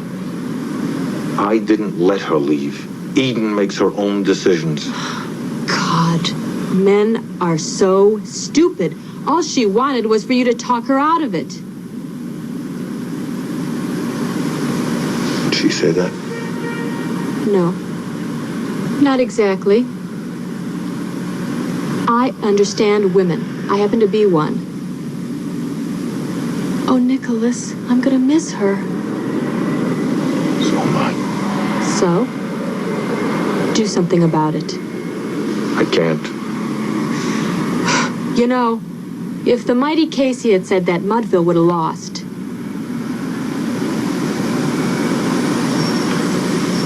They did lose. Well, at least they tried.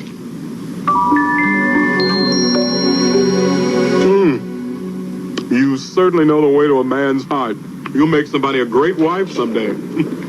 Anything on Bernardo? Yeah, confusion, man. It seems to me ever since Rhodesia became Zimbabwe, a whole bunch of records and tapes ended up in the dead data file. And all the folks who kept them went back to England. So I'm searching London now. Or the police reports. I even tapped into the morgue, and they haven't picked up anybody that fits Jameson's description. Of course, if Bernardo deposited him in the lake or something, then it's adios muchacho. I don't care about the body. Jameson knew how to get in touch with him. That's what I want to know. Well, there was one number Jameson kept calling. It was that building you went to. Where's the number?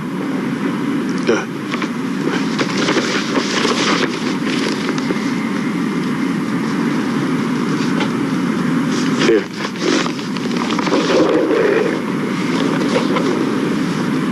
I do love boysenberry. You make great selections. It's either that or pumpkin. Pumpkin? I'm still staying at the Hotel Salisbury, Sable. Come and get me. That sounds like an invitation to me. Sounds like one to me, too.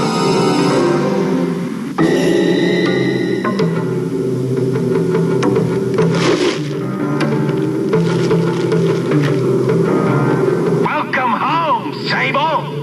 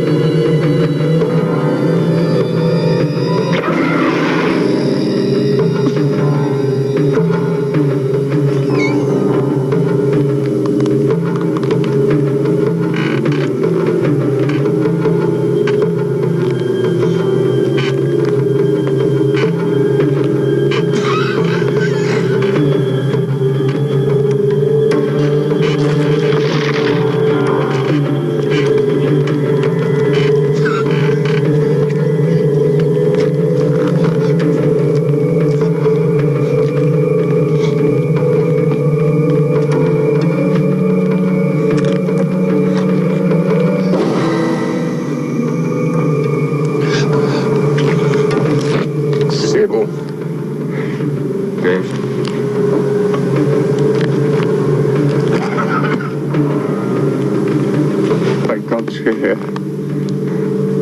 He's out there.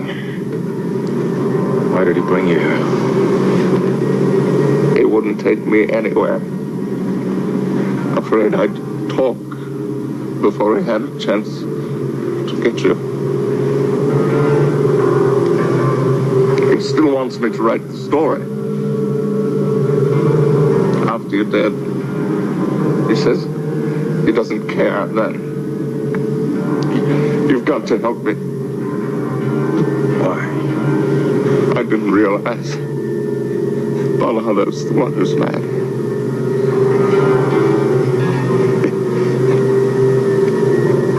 He's lived every moment since the death of his father for only one purpose.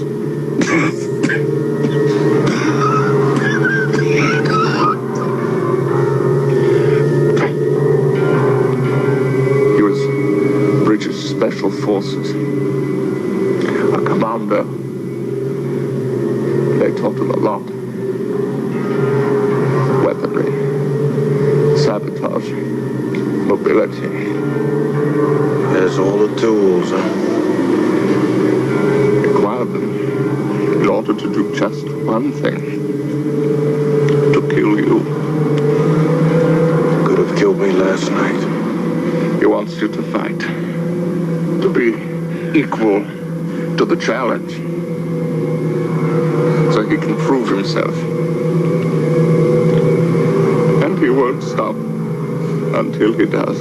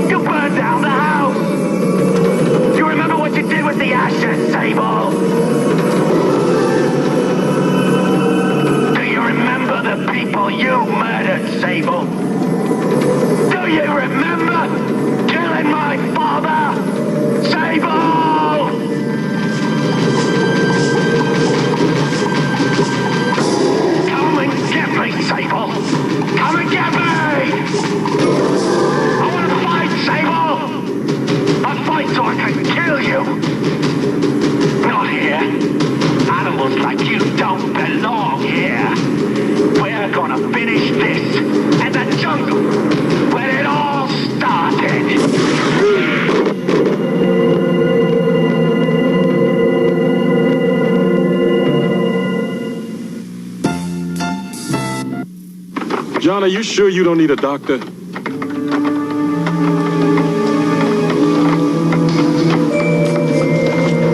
It's only shrapnel. No bullet. Did it that way on purpose. Well, it takes a Davy Crockett to do that.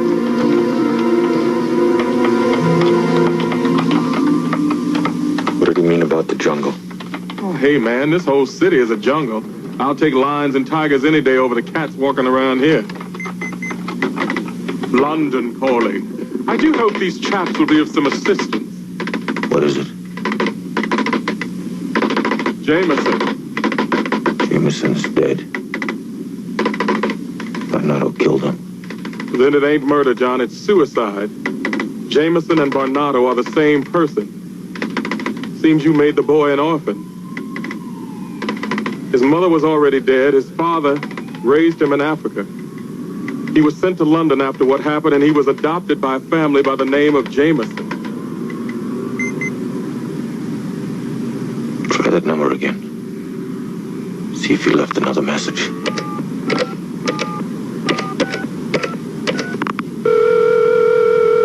Sable, meet me at the Botanical Gardens. Happy hunting. Sable, meet me at the Botanical Gardens. Happy hunting. Sable, meet me at the Botanical Gardens. Happy hunting. Sable. I'm gonna go meet him. He won. He won! made you do it.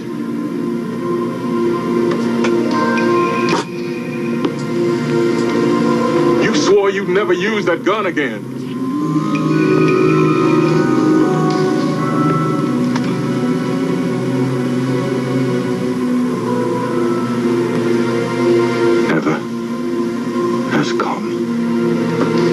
This man is a killer, John. You know he's a killer. Let's just call the cops. This is crazy. I have to go, Cheesecake.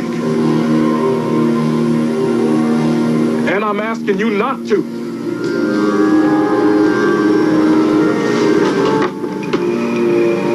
I have to. John! John!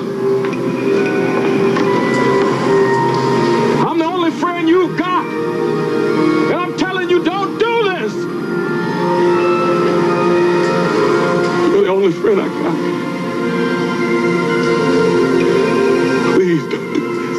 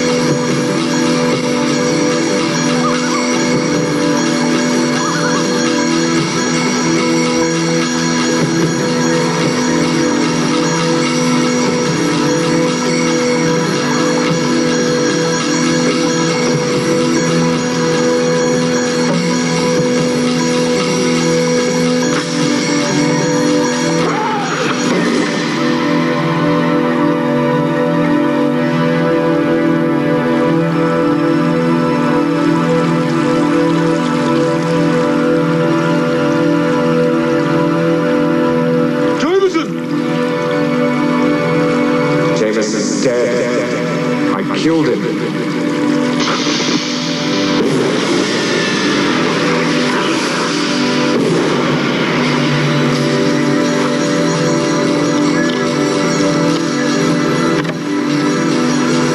Jameson! I don't know how you pulled it off at the Eltry. But I do know Jameson and Bernardo are the same person. You owed that trick to your old friend, William Campbell. He thought it up. Even provided the fake Bernardo, one of his FBI buddies, equipped with blanks. Campbell wants you dead almost as much as I do.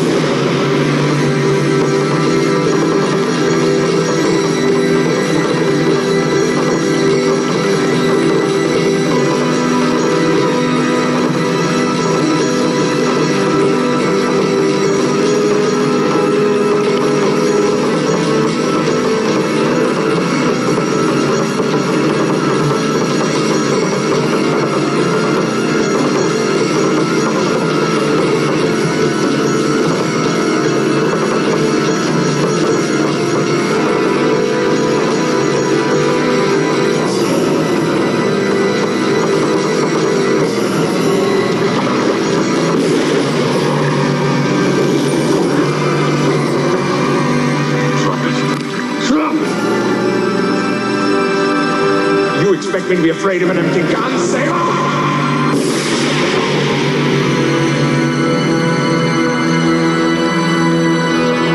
Kill me, Sable. Only one of us can walk out of here alive. Have you ever killed a man, Bernard? Do you know what it's like to look down at the car that was once a human being and know you did it? I've tasted blood, and I've had to live with that. To live with the memory of something you did in a moment of passion that you can never, ever undo. It's not like in a movie where someone pulls a trigger and they fall down dead and you walk away. I can't watch a movie. I can't watch television. I can't stand to watch people pretend to kill each other. Because it brings back the memory of when I did kill people. I've lived my life since then, wanting to die. I think I came here tonight, wanting you to kill me. But I had to talk with you first. I caused you a lot of pain in your life, Bernardo. And I'm sorry. But I had to warn you about what you're about to do.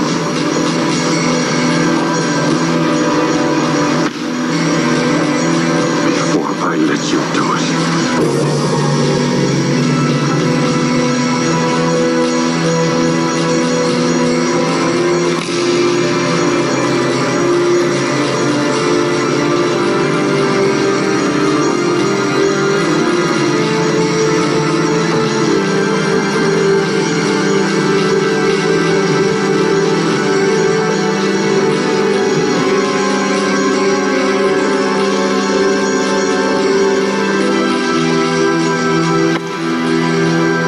To England, Bernardo. Resurrect Jameson. Know that you hurt me a lot more than if you would have killed me. I still have to live with the pain.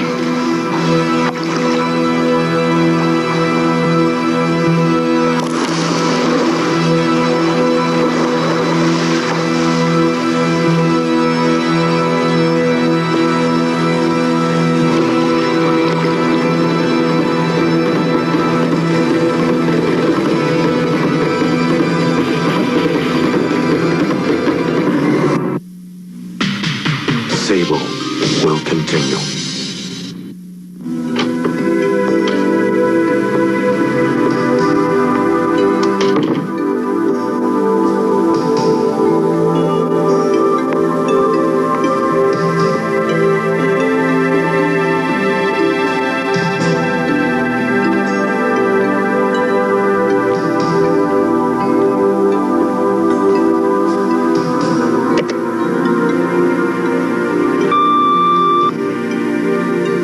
Hey, John.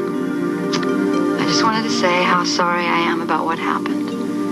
I guess sometimes we get so caught up in ourselves we forget about other people. So, I'm guilty. I was really excited about the Winstead agency, but you know what? Winstead's a snob. I guess I was excited about New York, too. I mean, can you imagine me on Fifth Avenue full-time? It would cost me a fortune. You mean a lot to me, John. I prefer to think we mean a lot to each other. There's one thing you can't be angry about. At least I called before I came over.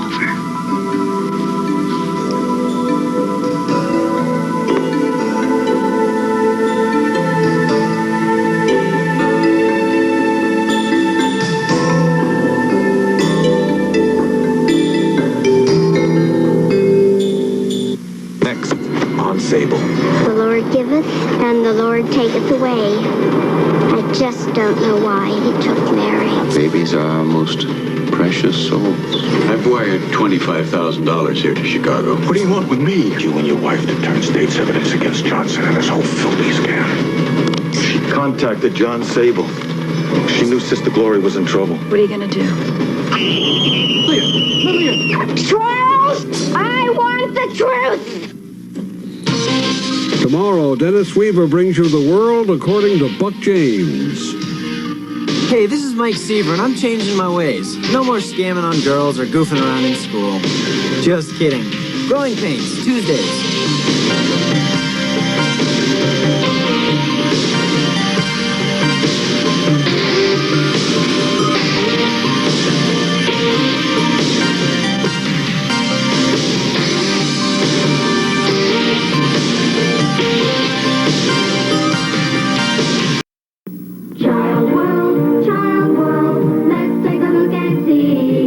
Fashion candy from Mego, complete with Sweetheart Compact. Our price $6.97. And on sale this week, Shoppers Max Machine Nighthawk, the sound control band, just $13.99. Coleco's head-to-head electronic sports games, one for every major sport, only $29.88 each. And as Peter Panda says, it's so nice to know that prices are low and shopping is friendly and fun. Now I can take some personal time at Filene's and save while I spend on my wardrobe. It's the men's-only wardrobe sale, now through Thursday, March 14th only. I can get a suit, a sport coat, a blazer, slacks, even a raincoat. And the more I buy, the more I save. I spend $200, I lop off 20%, $300, 25%, $400 and more, 30%. And there's an extra savings bonus, too. Two 20% off coupons, one for men's shoes, one for men's dress shirts. So I'm taking some personal time at Filene's and saving a bundle in the men's-only wardrobe sale this week only.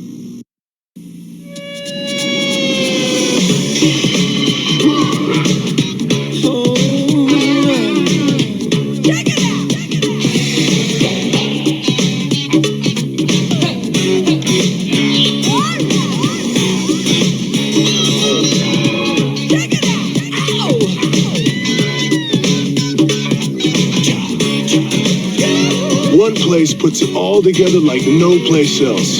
Come to the Stripes at Foot Locker. Alright, hope you guys still dig Sable. I actually think I have a couple issues of Sable signed by Mike Grell. Mike Grell is also known for Shaman's Tears that he did for Image. Mike Grell every few years tries to bring back Warlord, and I don't think they do it justice. But I like it. So, and the fact that they brought him back in one of the newer DC movies, Battleworld, dang, it's so good. Essentially, you have Conan, Batman versus Warlord, and Travis Morgan was his name. So, I hope you guys had fun today. I got a lot going on, hopefully. Captain stays busy every moment of every day. I had somebody look at me and goes, if I never had to wake up, I never would. And I looked at him and was like, if I never had to sleep, I never would. But sometimes, as the captain, you gotta sleep. If not, you crash. You crash and burn eventually. I've done it before.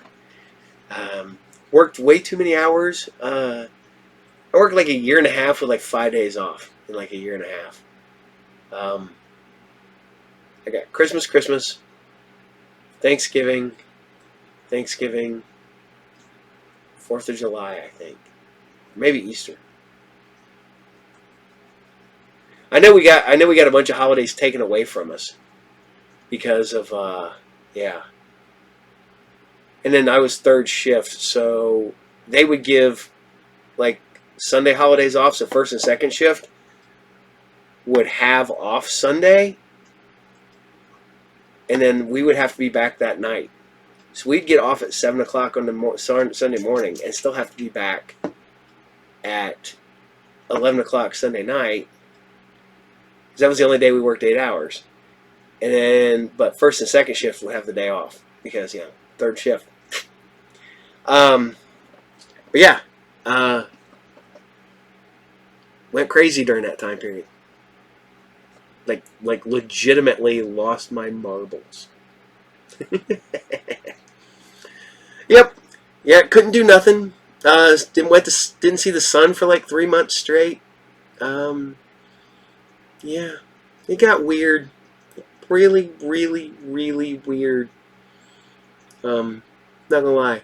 We'll never, ever, ever, ever, ever do that again. Told told one of my last bosses that, and he goes, "What are you gonna do?" I was like, "I will quit. I'm not doing it." People need to do that more often. Look at your boss and tell them that you will quit. No, don't. The bad advice from the captain. So, I want to say thank you to all you guys out there. You are so awesome. You're here every week with me. Johnny, Maria, Paula, Autumn, Jason, Sylvester. Whether it's be Sylvester or whether it be Autumn. Newfie, Tarek, Rabbit. Which I haven't seen Rabbit in a while. But I do come and go. This last weekend, I do apologize for last week's episode. I was feeling really bad, so my feeling like crap started. So I had everything ready, and I was like, I know I'm going to nod off here and there. And the wife came, the Tina came down, sat next to me.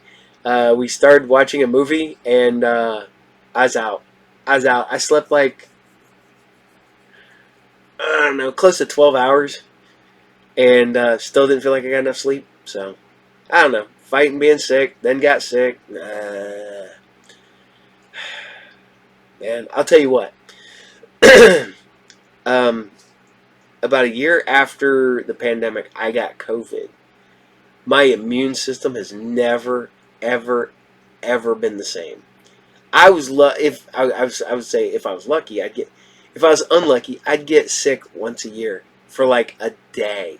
I would sweat it out. Man, if I felt it coming, I'd bundle up with my, pajama pants, a t-shirt, maybe a hoodie, my robe, a blanket, and I'd sweat it all out, and I'd feel great the next day. Now, I almost never sweat when I'm sick. What used to take a day takes 3 to 5 days. Every once in a while, I will slow down when I'm sick. Every once in a while. It's usually because I just kind of pass out. Because I'm go. Because that's what the captain does. So, I'll leave it at that. I'm not going to waste your time, gentlemen and ladies. And all you people out there. I love you guys. You guys are awesome. I love going over to Patreon, seeing everybody signing up over there. Going in, looking at all the new people who are out there watching the episodes. I go check my YouTube page and see all you guys. Come in, hang out in the stream, man. Come and visit. Come on, visit, check us out. So, Captain's got some really cool things coming up with some group therapy TV. I got some really cool things coming up with Talk and Roll. I got some really cool stuff coming up with, of course, Friday and Saturdays. So I'm always finding new stuff for you guys. So on that note, I want you all to take care. I will see you all there. And the captain is out. Enjoy. And good night.